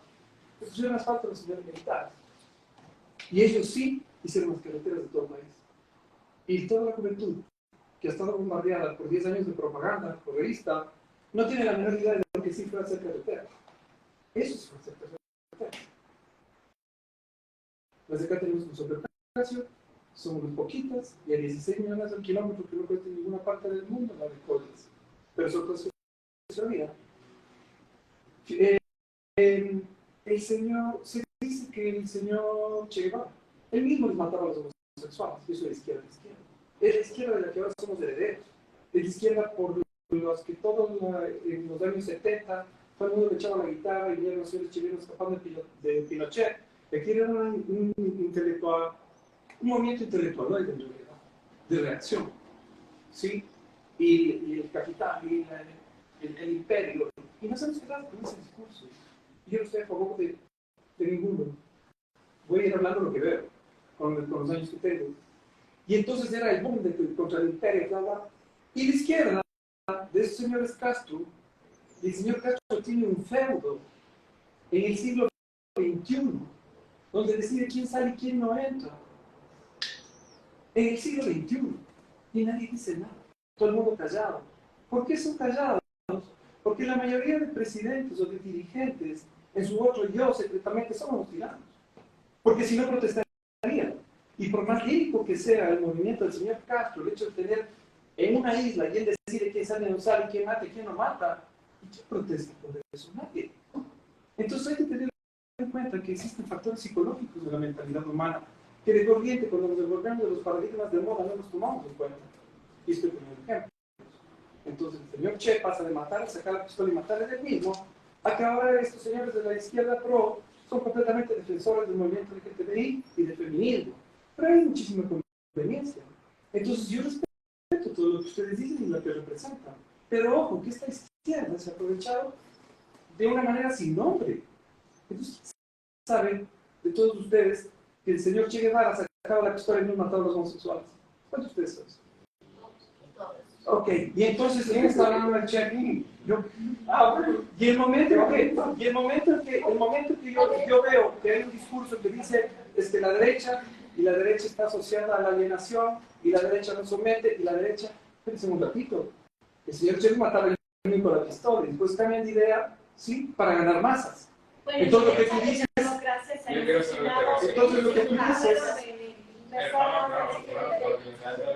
y ordenándonos un poquito para que esto pueda ser una conversación. Vamos concretando la idea para que puedan responder. Entonces, la otra idea que quería decirles es lo siguiente: hace un momentito todos ustedes mismos dijeron, ojalá no gane el señor Topic, pero porque ustedes son una élite. Quien va a elegir al señor Topic es el gran conglomerado que elige al señor Topic, como antes del gran conglomerado que el señor Correa. ¿Sí? Entonces, tengamos en cuenta una cuestión. Cuando uno empieza a especializarse en las ideas, en los cálculos, empieza a volverse una minoría. Y la gran mayoría, y se sufre mucho. Se sufre mucho cuando uno se culturiza, cuando uno aprende a manejar los números, porque de alguna manera está en discrepancia con la gran mayoría. Y cuando la gran mayoría se pone violenta a las personas que podemos dedicarnos, y en este caso ustedes también, porque yo vi que ustedes dicen, ojalá, no hagan toque, o sea, ustedes piensan que son de todas maneras ustedes una élite. Que les se permite pensar en eso cuando la gran mayoría puede ser que sí lo diga. Gracias, muchas gracias. Y de eso de que acabas de expresar, el que sí quería aumentar también en la conversación de lo que tú hablabas, en que sí estaba pensando de cómo explicamos, por ejemplo, estas discusiones tan ricas que estamos teniendo a personas que no han tenido, por ejemplo, nuestro mismo acceso a la educación, y donde el sentido de sobrevivencia de la vida tal vez es primordial del ser humano, y eso es como todo, o sea, el sentido de supervivencia es lo primero, y analizando un poco la pirámide de las necesidades, ¿no? El cómo ahorita también esa necesidad de sobrevivencia es lo que ha marcado el discurso, y de lo que muchos medios, y tal vez ahorita, por ejemplo, Topic, se basa en eso para decir, no, primero esa necesidad y después resolvemos cualquier cosa, pero vamos primero con alguien más del público para que ustedes puedan tener más elementos para la discusión. Sí, tú. Hola, Felipe, ¿qué tal? Muchas gracias por ese espacio, para empezar. Creo que lo que estamos hablando son temas muy urgentes, y más que una reflexión sería una pregunta a todos los panelistas, que va también un poco relacionada al último comentario.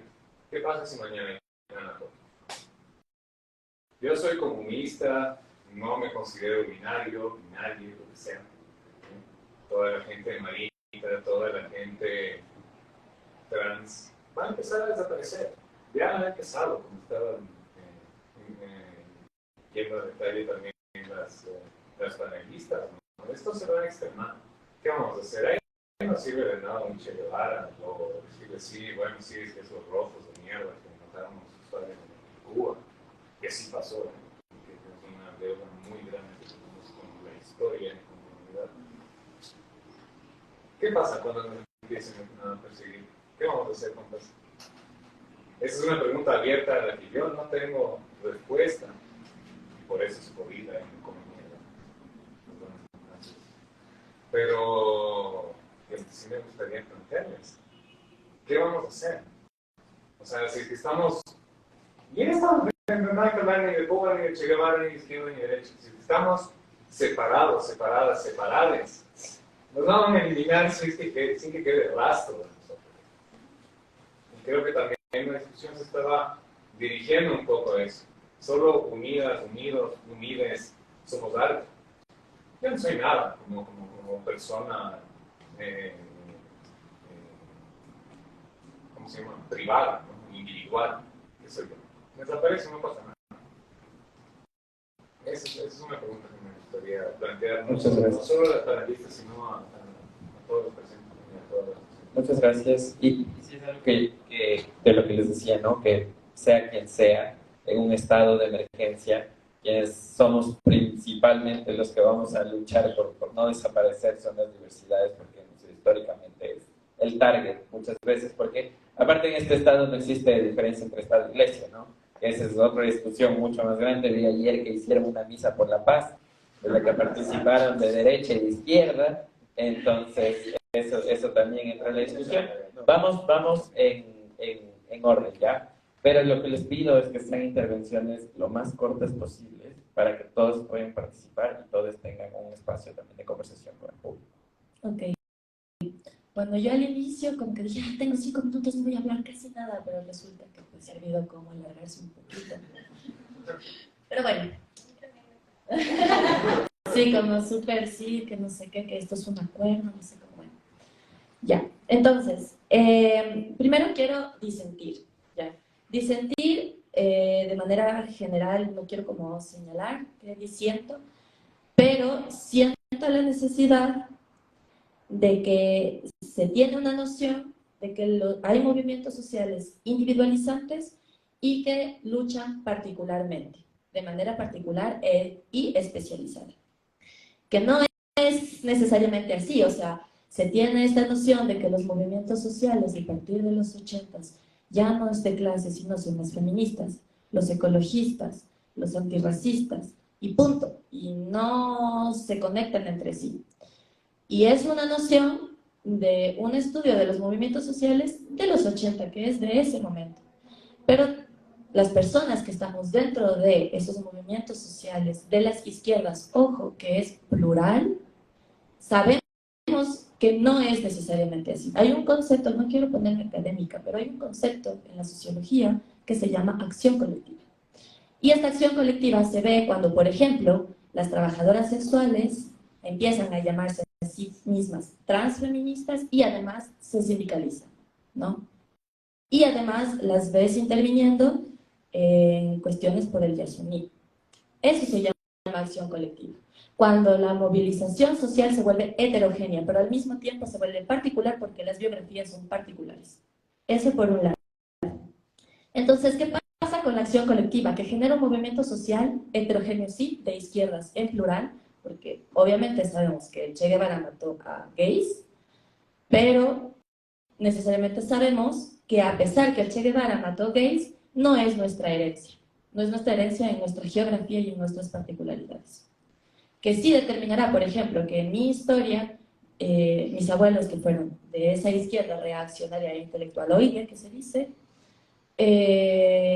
disientan conmigo cuando yo hablo del aborto. Pero que aún así estemos en las izquierdas, ¿no? Entonces, ¿qué es lo que sucede cuando se habla de la acción colectiva? Es que, por ejemplo, con en el mismo ejemplo de las trabajadoras sexuales trans que se sindicalizaron por rama, no es que sus condiciones de vida mejoraron, ¿no? Que es una lucha de arduo aliento, sino que genera una cuestión llamada identidad política. ¿Qué es una identidad política? Es cuestionarse a una misma en qué está haciendo aquí. Entonces, la investigación que hice, digamos, para mi pregrado, es que esta identidad política, más allá de generar unas condiciones de vida bacanes, que no va a ser de la noche a la mañana, es que genera un sentimiento de pertenencia de la propia vida, ¿no? Entonces, ¿cuándo es que tú tienes un sentimiento de pertenencia de tu propia vida? Es que cuando te das cuenta que para un sistema de opresión complejo se necesitan organizaciones y propuestas complejas. No es que el sistema de opresión capitalista heteronormativo se va a cambiar porque demos el cupo laboral trans.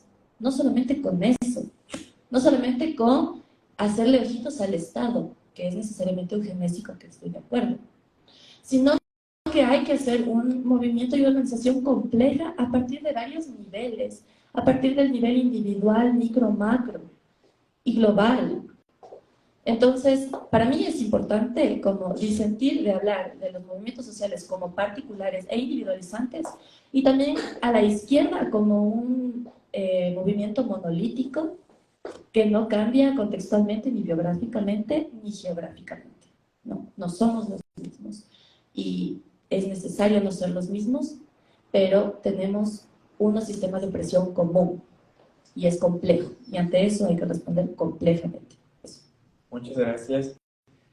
Solo me quedaba con eso que tú dices, de que tal vez hay varios tipos de izquierda, como tú dices, que es algo que incluso a mí como porque tal vez del comentario se refería a esta visión de la izquierda que puede hablar una izquierda pop, que es como lo que sabemos de los símbolos de la izquierda y cómo tal vez no entendemos el contexto completo. Y desde la parte de los medios puedo decir que mayoritariamente que nos definimos de izquierda es más de una izquierda pop, porque tal vez no entendemos la complejidad de la diversidad incluso dentro de la misma izquierda. Y es algo que se le cuestiona al correísmo, por ejemplo, el por qué hay diferentes formas de entender. Tienes una Luisa González, tienes una Gisela Garzón, tienes una Pierina Correa, tienes un Arauz, o sea, son personas que viven izquierdas diferentes aglomeradas en un mismo partido político. Vamos, Yubi, tú también quieres participar en esta... Yo voy a dar un comentario que no es popular. Iba a responder justo la pregunta ingresando dos elementos. A ver, creo muy importante, como toda la explicación que nos diste, Dani, me parece vital que podamos entender como la parte medular de las cosas, pero también hay que contemplar la capacidad y la competencia, o sea, la capacidad de esta izquierda de la que estamos hablando para articularse, que es lo que decía Zeta, ¿no? Hay muchas necesidades de base que nos impiden llegar hasta una articulación masificada, porque a las personas tampoco hay de dos, a la gente no le interesa actuar por el hambre que tiene, por la necesidad que está atravesando. No es algo que le interesa, no le interesa formar parte de estos espacios, no le interesa escuchar a la gente hablar de estos temas. Y la otra es que a la gente que sí le interesa y se articula y está militando, y ahí voy a retomar justo lo que tú decías, todas estas personas que estamos interesadas y nos articulamos y militamos y estamos en la calle, sí nos encontramos. Nos vemos más de una vez al año, de hecho, en los espacios masivos, nos vemos en los paneles, muchas hemos compartido espacios en conjunto, porque sí nos encontramos. Pero no somos, y ahí sí creo yo que no somos la gran mayoría, porque no todas, no todos y no todas tienen la oportunidad y la capacidad económica, institucional, de encuentro, de seguridad incluso, para asistir a espacios y articularse, y sostenerse en el tiempo en esa articulación también. Muchos espacios de activismo inician en la universidad y luego se extinguen, porque todo el mundo, por más que tú tengas esta ideología, por más que tú tengas esta voluntad, tienes que comer, y se extingue, y se va, y no regresa.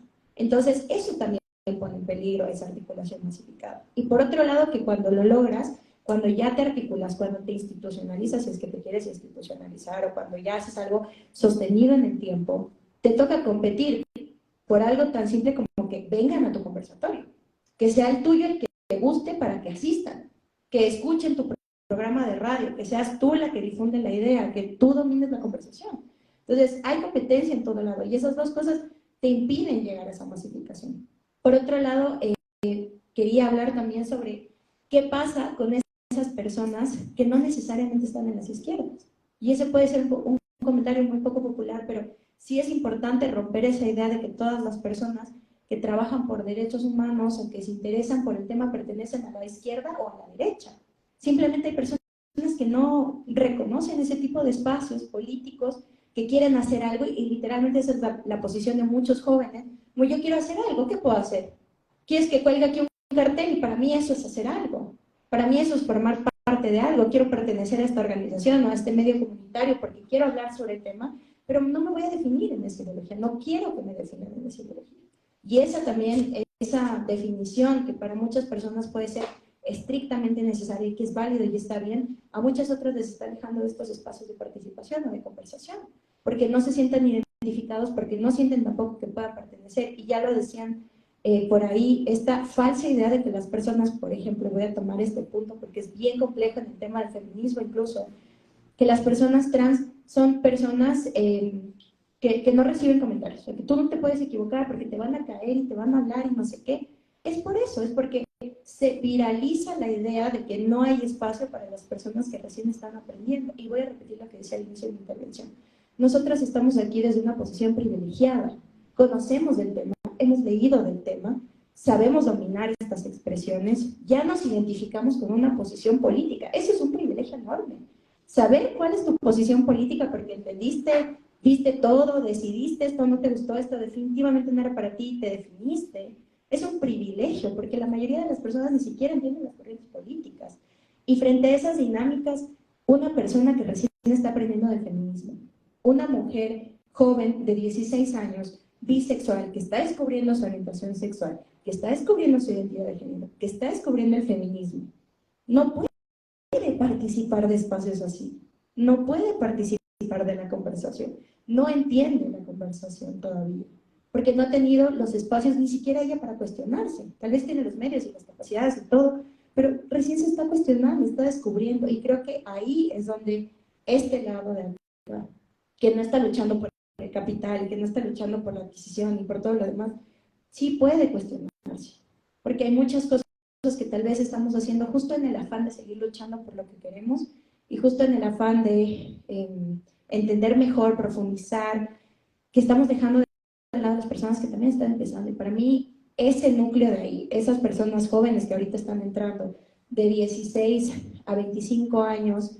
que están conociendo sobre el tema y que están interesándose, son las personas a las que debe llegar la comunicación de forma sencilla, de forma clara y de forma oportuna, para que entiendan que en lo que nosotros y nosotros estamos haciendo, que es buscar sobrevivir a este estado, hay una oportunidad para que ellos y ellas participen y para que se articulen y para que logremos esa masificación, que luego puede ser técnica y luego puede ser de izquierda y luego puede ser todas esas cosas, pero al principio, ¿cómo está la situación en este momento de la juventud?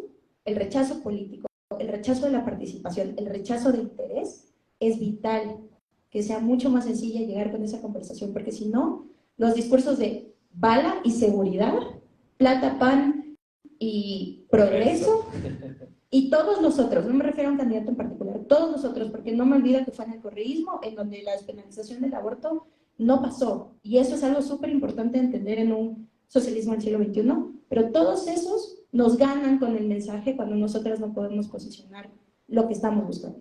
Pero además de lo que tú decías, también entender que no somos grupos como masificados, y muchas veces cuando dicen esta es la lucha de las mujeres, recordemos que también hay muchas mujeres que están liderando el movimiento pro vida, por ejemplo, y que no se sienten feministas, o que sienten que es otro tipo de feminismo. De hecho, es lo que dice Luisa González: yo soy feminista y soy pro vida. No tiene por qué ser feminista a aceptar el aborto, por ejemplo, y eso te abre un montón el espacio de discusión de decir dónde quedan esos espacios. Pensemos en Anita Brown, pensemos en Amparo Medina.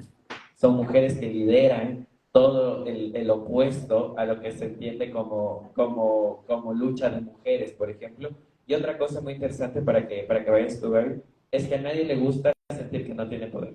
Y esto es súper interesante cuando entras a hablarle con alguien y decir, mira, te están discriminando, es un golpe súper fuerte. Y yo les digo de experiencia personal que mi contenido de género es aceptado, mi contenido de ecología es aceptado, pero cuando hablo de clase no es aceptado. No es aceptado y no es masificado, porque decirles a mis seguidores, ustedes son clase trabajadora, les afecta. Porque el mito del capitalismo es decir, no, yo soy un hombre privilegiado, yo tengo acceso a esto, yo no me voy a comparar con la gente que no tiene recursos. Entonces también es súper interesante ver ese ejercicio de cuando te dicen el poder que tienes no es verdad. Mira, todo esto lo que tú decías de la lucha de clase, todavía no es una conversación aceptada, por ejemplo, incluso dentro de las mismas izquierdas, porque es bien chévere ser de izquierda cuando tienes privilegios económicos, por ejemplo, porque nada más es una izquierda de teorías. Vamos Gaby, con tu explicación. Sí, yo rápidamente, Yubi mencionó algo que quería un poco abordar y ella ya lo abordó. Era justamente el tema etiquetas, que no sé si sea eso, ¿no? Pero justamente ella mencionaba un tema de las juventudes, ¿no? Y las juventudes no participan y no les interesa la política y todo ese discurso que, como decían las compas, hay gente que estamos aquí militando, nos encontramos, nos vemos y demás. Y claro, cuando efectivamente llegas a una juventud, solo por poner ejemplo, claro, capaz no me interesa izquierda o derecha, capaz está tan desgastado el tema izquierda o derecha, más allá de que creo yo y comparto lo de la compa de que es importante tener una posición en la vida de militancia, sea cual fuera, sea izquierda, sea derecha, sea socialdemócrata, la que fuera, que te permite efectivamente trabajar en ese sentido, pero las juventudes, como decía en algunos espacios que hemos tenido, no es que no me interesa participar, es que yo no me considero ni de izquierda ni de derecha, y la política o es de izquierda o es de derecha. Y no no es así. Entonces, ¿cómo efectivamente llegamos a esos espacios que no te interesa politizar en el sentido de que de izquierda o derecha, pero que sí te interesa participar, hacer cosas, movilizarte? Me interesa que los niños que están aquí en mi barrio tengan acceso a 2 comidas, al menos. Yo como joven me interesa eso, nos dicen. Entonces, pero no soy ni de izquierda ni de derecha, eso no me interesa. Entonces, ¿cómo hacer un ejercicio de la política? Y eso no tengo una respuesta, más bien es como para dejarlo en el tapete. ¿Cómo hacer un ejercicio de la política como ese ejercicio de ser, de hacer, de participar, de generar un algo en un contexto, más allá de lo político, más allá de un partido, de un sistema? No sé, capaz Diana nos mencionaba todo el tema de clase, que me parece tan interesante, tan importante y tan necesario de profundizarlo, pero que solamente como para poner ahí en el tapete, es eso: cómo llegamos a una población, a una ciudadanía que no tiene estos privilegios que decía Yubi, que capaz quiere o está haciendo cosas más allá de ser de izquierda, derecha, centro, lo que fuere, y efectivamente vamos generando una conciencia política, ciudadana, de acción, de un bienestar, no quiero decir bien común tampoco, pero de generar eso, ¿no? Y creo que esa es una deuda de la sociedad en general, y de la política también, de ir generando ese acercamiento más a la sociedad. Creo que para mí esa es una apuesta. Yo creo que, y respondiendo un poco ahí a esa pregunta de qué pasa si llega a Topic, estamos fregados, como también estamos fregados si llega allá. Quizás con tintes, ¿no? Con diferentes tintes, porque nos van a seguir matando si está Yaku. Nos van a matar más capaz estando Topi. Pero la idea para mí es mucho cómo generar un tejido social más allá de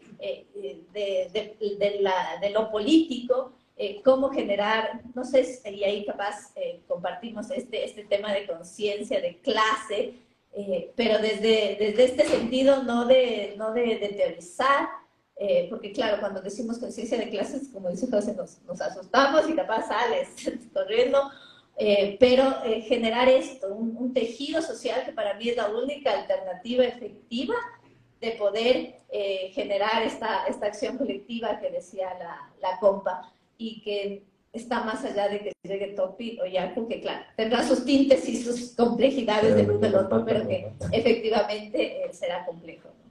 Sí, y muchas gracias. Solo para lo que tú decías, que me parece súper importante, cómo llevamos esta discusión, por ejemplo, a las clases o como a la ruralidad, donde las necesidades son tal vez diferentes a nosotros. Tal vez también el hecho de tener conciencia de clase, y es un privilegio el preguntarte a ti mismo qué estoy haciendo.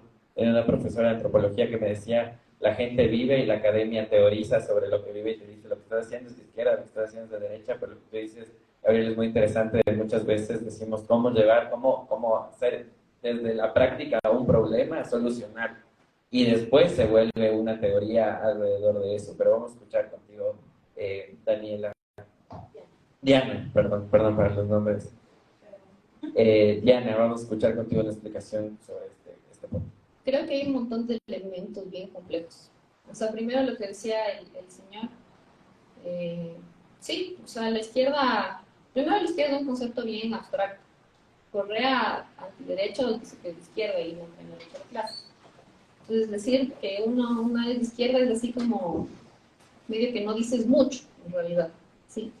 Y por eso, desde el manifiesto comunista mismo, las comunistas y los comunistas decimos que somos comunistas. No somos de izquierda, somos comunistas. Y creemos en un proyecto histórico que es una sociedad libre de clases, libre de explotación. Y esto es algo que se suele olvidar, porque los socialismos de Estado que hemos tenido, que han sido súper importantes, súper buenos, pero han sido como intentos fallidos, no necesariamente han expresado lo que es el comunismo. Entonces, el comunismo lo que dice es que Va a llegar un momento en el desarrollo de la historia en el que no va a haber clases y todos y todas y todos nos vamos a poder desarrollar multifacéticamente, multidimensionalmente, ¿ya? Como para dejar eso un poco como qué es el comunismo. Es de esta idea de que podemos vivir sin un gobierno, sin un Estado en el que nos autorregulemos y en el que podamos ser quienes queramos ser. ¿Sí? Porque el trabajo en el capitalismo es trabajo enajenado porque vives para, o sea, trabajas para poder sobrevivir, y en el comunismo trabajas por el deseo de crear. Entonces son sociedades totalmente distintas que nunca se han experimentado. El comunismo no ha existido jamás, es una idea, es una utopía, es un lugar hacia donde caminar. Entonces primero eso, la izquierda es súper abstracta. Básicamente es una palabra vaciada de contenido. Si cualquiera puede ser de izquierda, y como les digo, si Correa, diciendo públicamente no creo en la lucha de clases, dice que es un tipo de izquierda, entonces es como difícil. Eso uno. Por otro lado, tendemos a, y ahí también lo que dice el compa, quienes van a elegir a Topi va a ser el pueblo, obvio. O sea, el pueblo también hemos tendido desde la izquierda precisamente a ponerle un pedestal, así como, ¡ay, maravilloso pueblo! Y el pueblo en realidad lo que hace es reproducir lo que el Estado le está diciendo que reproduzca.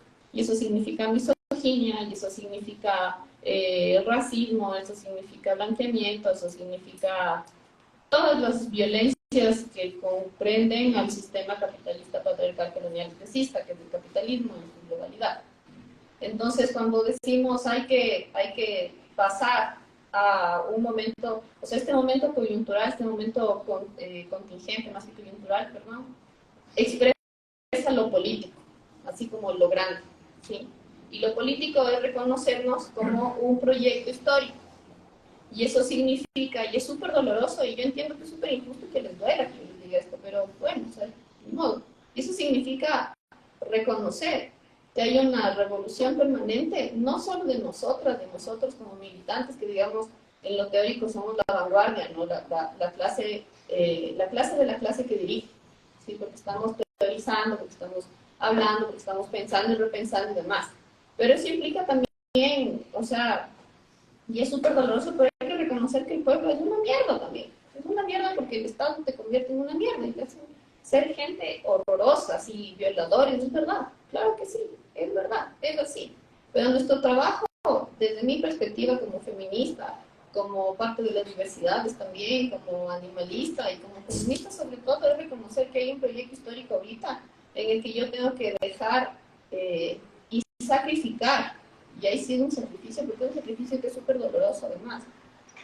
Este ejercicio punitivista de decir yo no me voy a juntar con este cabrón porque es un violador, ¿sí? Porque mi ejercicio es destruir a eso, pero mi ejercicio no es destruir a la persona, mi ejercicio es destruir el sistema que está enseñándole a esa persona que puede comportarse así, porque a la final lo que te está diciendo una relación es que una persona, un hombre generalmente, tiene la licencia social para poder ejercer poder contra el cuerpo de otra persona, poder moral, poder físico, poder sexual.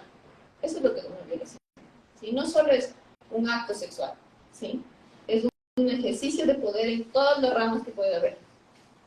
Y es duro porque los violadores son también trabajadores, pues, ¿no es cierto? Y también son indios, y también son negros, y también son maricas. Entonces, es un ejercicio que es súper doloroso porque lo que tenemos que hacer es destruirnos para poder volver a nacer. Y es un ejercicio que se tiene que hacer ya. O sea, no es un lugar a donde vamos a llegar. Es un lugar que tenemos que construir desde ahorita. Y eso implica militancia.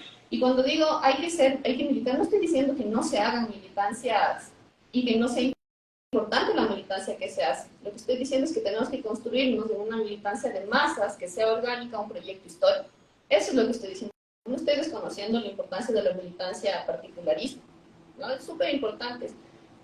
Es precisamente la que ha logrado hacer que la izquierda ortodoxa, heredera de la Unión Soviética, pueda reconocer y decir, ¿saben qué? Sí, la cagamos.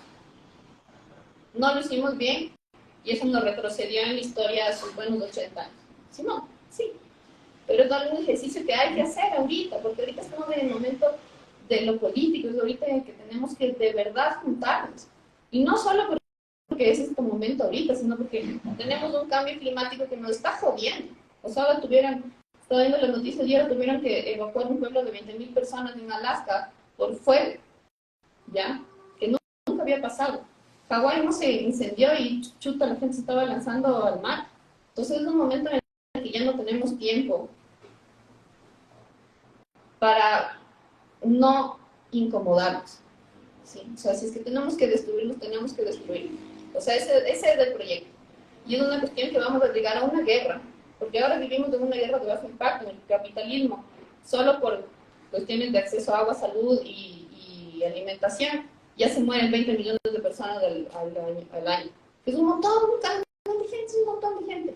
Pero ahora vamos a ir a un momento de una guerra de mucho más alto impacto, en el que vamos a estar no solo peleando por nuestra vida, sino además peleando por un proyecto histórico. Y hay que reconocer que todas nuestras demandas pueden caber en ese proyecto histórico, pero solo y solo si estamos de ahí construyendo esas demandas dentro del proyecto histórico. Porque tampoco podemos venir a decir así, los comunistas son como la verga, y no toman en cuenta las diversidades, y no toman en cuenta a las mujeres, y no estamos ahí, pues. O sea, la lucha de clases también hay dentro de cada movimiento, y tenemos que darlo. Porque si no, claro que se puede construir un mundo nuevo, pero no vamos a estar ahí, no vamos a estar incluidos otra vez. Entonces, a eso es lo que estoy apelando. Se han cometido errores. Es durísimo tener que sentarte al lado de la asamblea con un tipo que sabes que le pega a la esposa. Y vamos a tener que interpelarle a esa persona ahí. Pero no con la idea de que se vaya, sino con la idea de que le deje de pegar a la esposa y que entienda por qué no puede ejercer ese poder contra su esposa.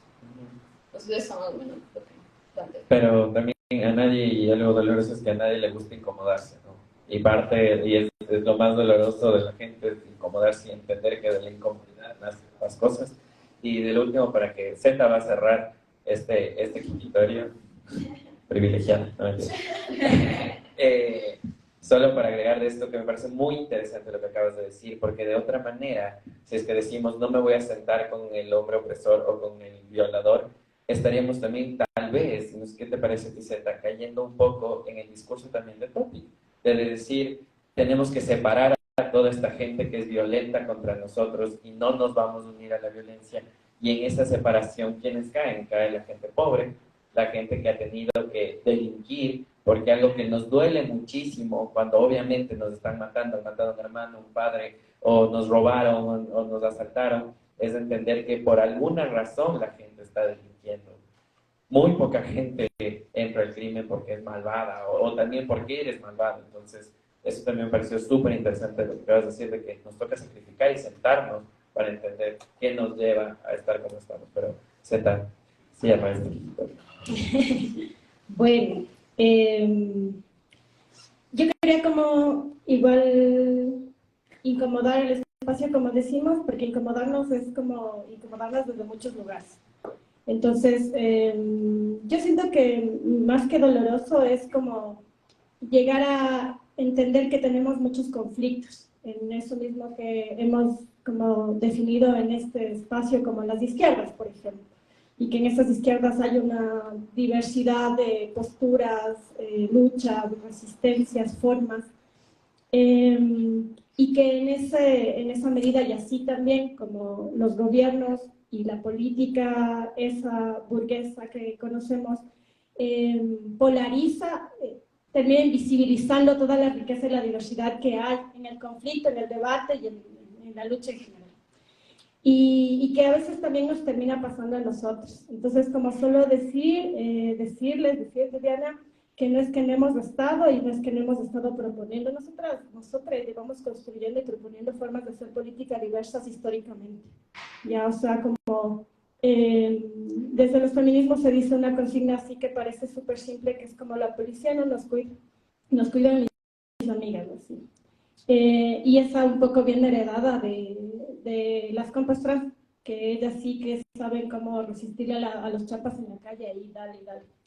Y la heredamos y más que vaciarla de contenido, se ha llenado de contenido esa consigna, y hoy en este estado securitista, que representa además un masculino hegemónico, porque la militarización, el estado policíaco, estas instituciones tienen una lógica completamente masculina hegemónica desde su constitución, ¿no es cierto?, en la que la impunidad reina. Y por eso se constituyen estos elementos particularmente violentos que son, digamos, resultado de esta institución, que es lo que es, y que es lo que nos proponen como solución a lo que estamos viviendo.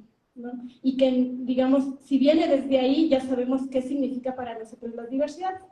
Entonces, decir que nosotros estamos así como resistiendo desde todos los espacios, que además esto de la especialización que decía la Mela es cierto, no, o sea, no solo somos así como yo una tortillera de barrio marginal, hablando de cosas que me pasan solamente a mí, no, que hemos estado resistiendo en las luchas antiextractivistas, estamos ahí siempre, estamos luchando desde posturas por el empleo, por derechos laborales, porque no se sigan recortando los derechos laborales en este tiempo, estamos luchando desde varios espacios, que la identidad no es una y no es singular y no es particular y no nos determina de esa manera, y que hemos construido propuestas y formas de hacer política distintas que significan y que van más allá de solo sentarnos a debatir desde términos académicos y que van también así de abrazarnos y acompañarnos. Y que eso sí lo hemos estado proponiendo y que está ahí presente y está constituido y ahora tan es así que también está presente en los discursos de la izquierda más ortodoxa, si lo quieres, ¿no? Entonces no es que no hemos estado. Y de lo otro que quería decir es que también en esos discursos totalizadores se termina hablando en términos generales y se dice que la juventud no está interesada en la política y etcétera de cosas, pero yo les recuerdo, compas, que en el paro del 2019 se sostuvo una gran masa de gente por las juventudes ahí presentes peleando, dispuestas a pelearse con la policía, cuerpo a cuerpo. O sea, yo veía las hazañas, las estrategias que utilizaban los jóvenes que estaban en la primera línea, que se volvió un concepto político luego, ¿no es cierto?, en todos los paros que se han dado, no solo en el Ecuador, sino en la región, que esas juventudes estaban más presentes que nunca y que sostuvieron esas primeras líneas que ya, digamos, en lo concreto representaban, ¿no?, como este rechazo por la democracia y por la política y por la crisis que estábamos viviendo, ¿no? Y que, por ejemplo, las juventudes runas, las juventudes indígenas, están completamente politizadas con una criticidad, compas, así que no es que le tienen miedo a la izquierda para nada, que de hecho se nombran, están ahí presentes y que están pensando formas de hacerle frente a lo que vendrá. Entonces quizás también un poco lo que nos hace falta es mirarnos y mirar y reconocer la riqueza que tiene esas capas populares, eso que nombramos así como si estuviera lejos y está más cerca de lo que creemos, porque ¿quién no viene de familiares que vienen del campo migrando hasta la ciudad y que etcétera, de cosas? Todos, estoy seguro que todos vamos a reconocer ese campo y esa ruralidad en nuestros propios cuerpos. Entonces, a mí se me nota un poco más, por ejemplo, ¿ya? Pero que está presente en nuestras familias, en nuestra historia, etcétera, de cosas, en nuestras formas de hacer. Y que esas formas de hacer también tienen una forma en lo cotidiano de hacer política que quizás no es el partido, ¿ya? Quizás no vamos a ser todas partes de un partido formal o no formal, ¿no? Pero sí hemos estado construyendo resistencia, pero tenemos así como estas dificultades en los conflictos porque nuestros planteamientos ideológicos sí son profundos, son fuertes, son importantes, tenemos muertos y muertas y muertes en nuestra propia historia y eso para nosotros no se negocia. Entonces, como no se negocia, es que le podemos poner un precio y hacer una firma de contrato en una noche. Entonces, con todo eso, lo que les quiero decir es que realmente sí hay un germen y hay una esperanza y quizás también lo que tengamos que hacer no solo es despatriarcalizar y descapitalizar, sino descolonizar. Creo que hace falta así una mirada hacia nuestros ancestros y ancestras de estos territorios que sí que han resistido no solo a un tiempo de descolonialismo, sino que resistieron la colonia misma. Y que eso está presente en nuestra sangre, está presente ese germen de resistencia, está presente en nuestras vidas, en nuestra historia, en nuestra presencia, en nuestra existencia aquí. Y entonces que de ahí tenemos que mirar esos ejemplos de resistencia y también sacar fuerzas y encontrar las formas en cómo estos ancestros y ancestras sí les resistieron y sí construyeron una unidad que no es la unidad utópica y que no es la lógica del partido del comunismo, pero que era una forma en la que sí se constituía resistencia y una resistencia popular. Y apuntarle quizás a mirar atrás, quizás no está adelante la respuesta, quizás está un poco más atrás, quizás está en mirar nuestra memoria histórica, no colonial, tal vez no está en Europa nuestra respuesta, tal vez no está en el marxismo, tal vez no está ahí, tal vez está aquí mismo y no lo estamos viendo. Y tal vez es por ahí, en esos latidos, en esa historia, que debemos encontrar esas respuestas y recrearlas en este tiempo actual para poder resistir a lo que se viene, porque lo que se viene está duro y que sabemos que no lo podemos hacer como cada uno, como vos dices, entonces que nos toca nomás, que nos toca regresarnos a ver y juntarnos y encontrar cómo hacemos esas alianzas con agresores y agresoras que no son los mismos que la burguesía definitivamente, que sabemos que las cárceles están llenas de agresores y de violadores pobres, que sabemos perfectamente eso, que no es que no nos cuestionamos eso profundamente, pero que tenemos que encontrar formas dignas y honestas de construir esas alianzas y esas coaliciones para resistir a lo que se viene, porque no hay de otra. Y yo solo voy a cerrar esto con algo que se ha vuelto ya mi mantra en los espacios políticos, y es que eso no se puede lograr de ninguna forma, si es que no hacemos un ejercicio de infinita paciencia para caminar juntos hacia una resistencia popular. Muchas gracias, Zeta. Muchas gracias. Sí, eso Kervin continúa y la única manera de hacerle frente, gane quien gane. Ya hemos analizado que para nosotros el futuro no es chévere, pero gane quien gane, es hacer estos espacios de conversación y aprender tanto. He aprendido tanto de ustedes el día de hoy, no tienen idea, y son voces que se van multiplicando y que podemos en nuestra propia trinchera ir multiplicando esto que hemos germinado el día de hoy, como tú dices, Zeta. Pues muchas gracias a nuestras panelistas. Un aplauso, por favor, por todo lo que nos escuchado. Gracias a ustedes por asistir. Y gracias a los niños por tenerme aquí el día de hoy. Gracias. Gracias.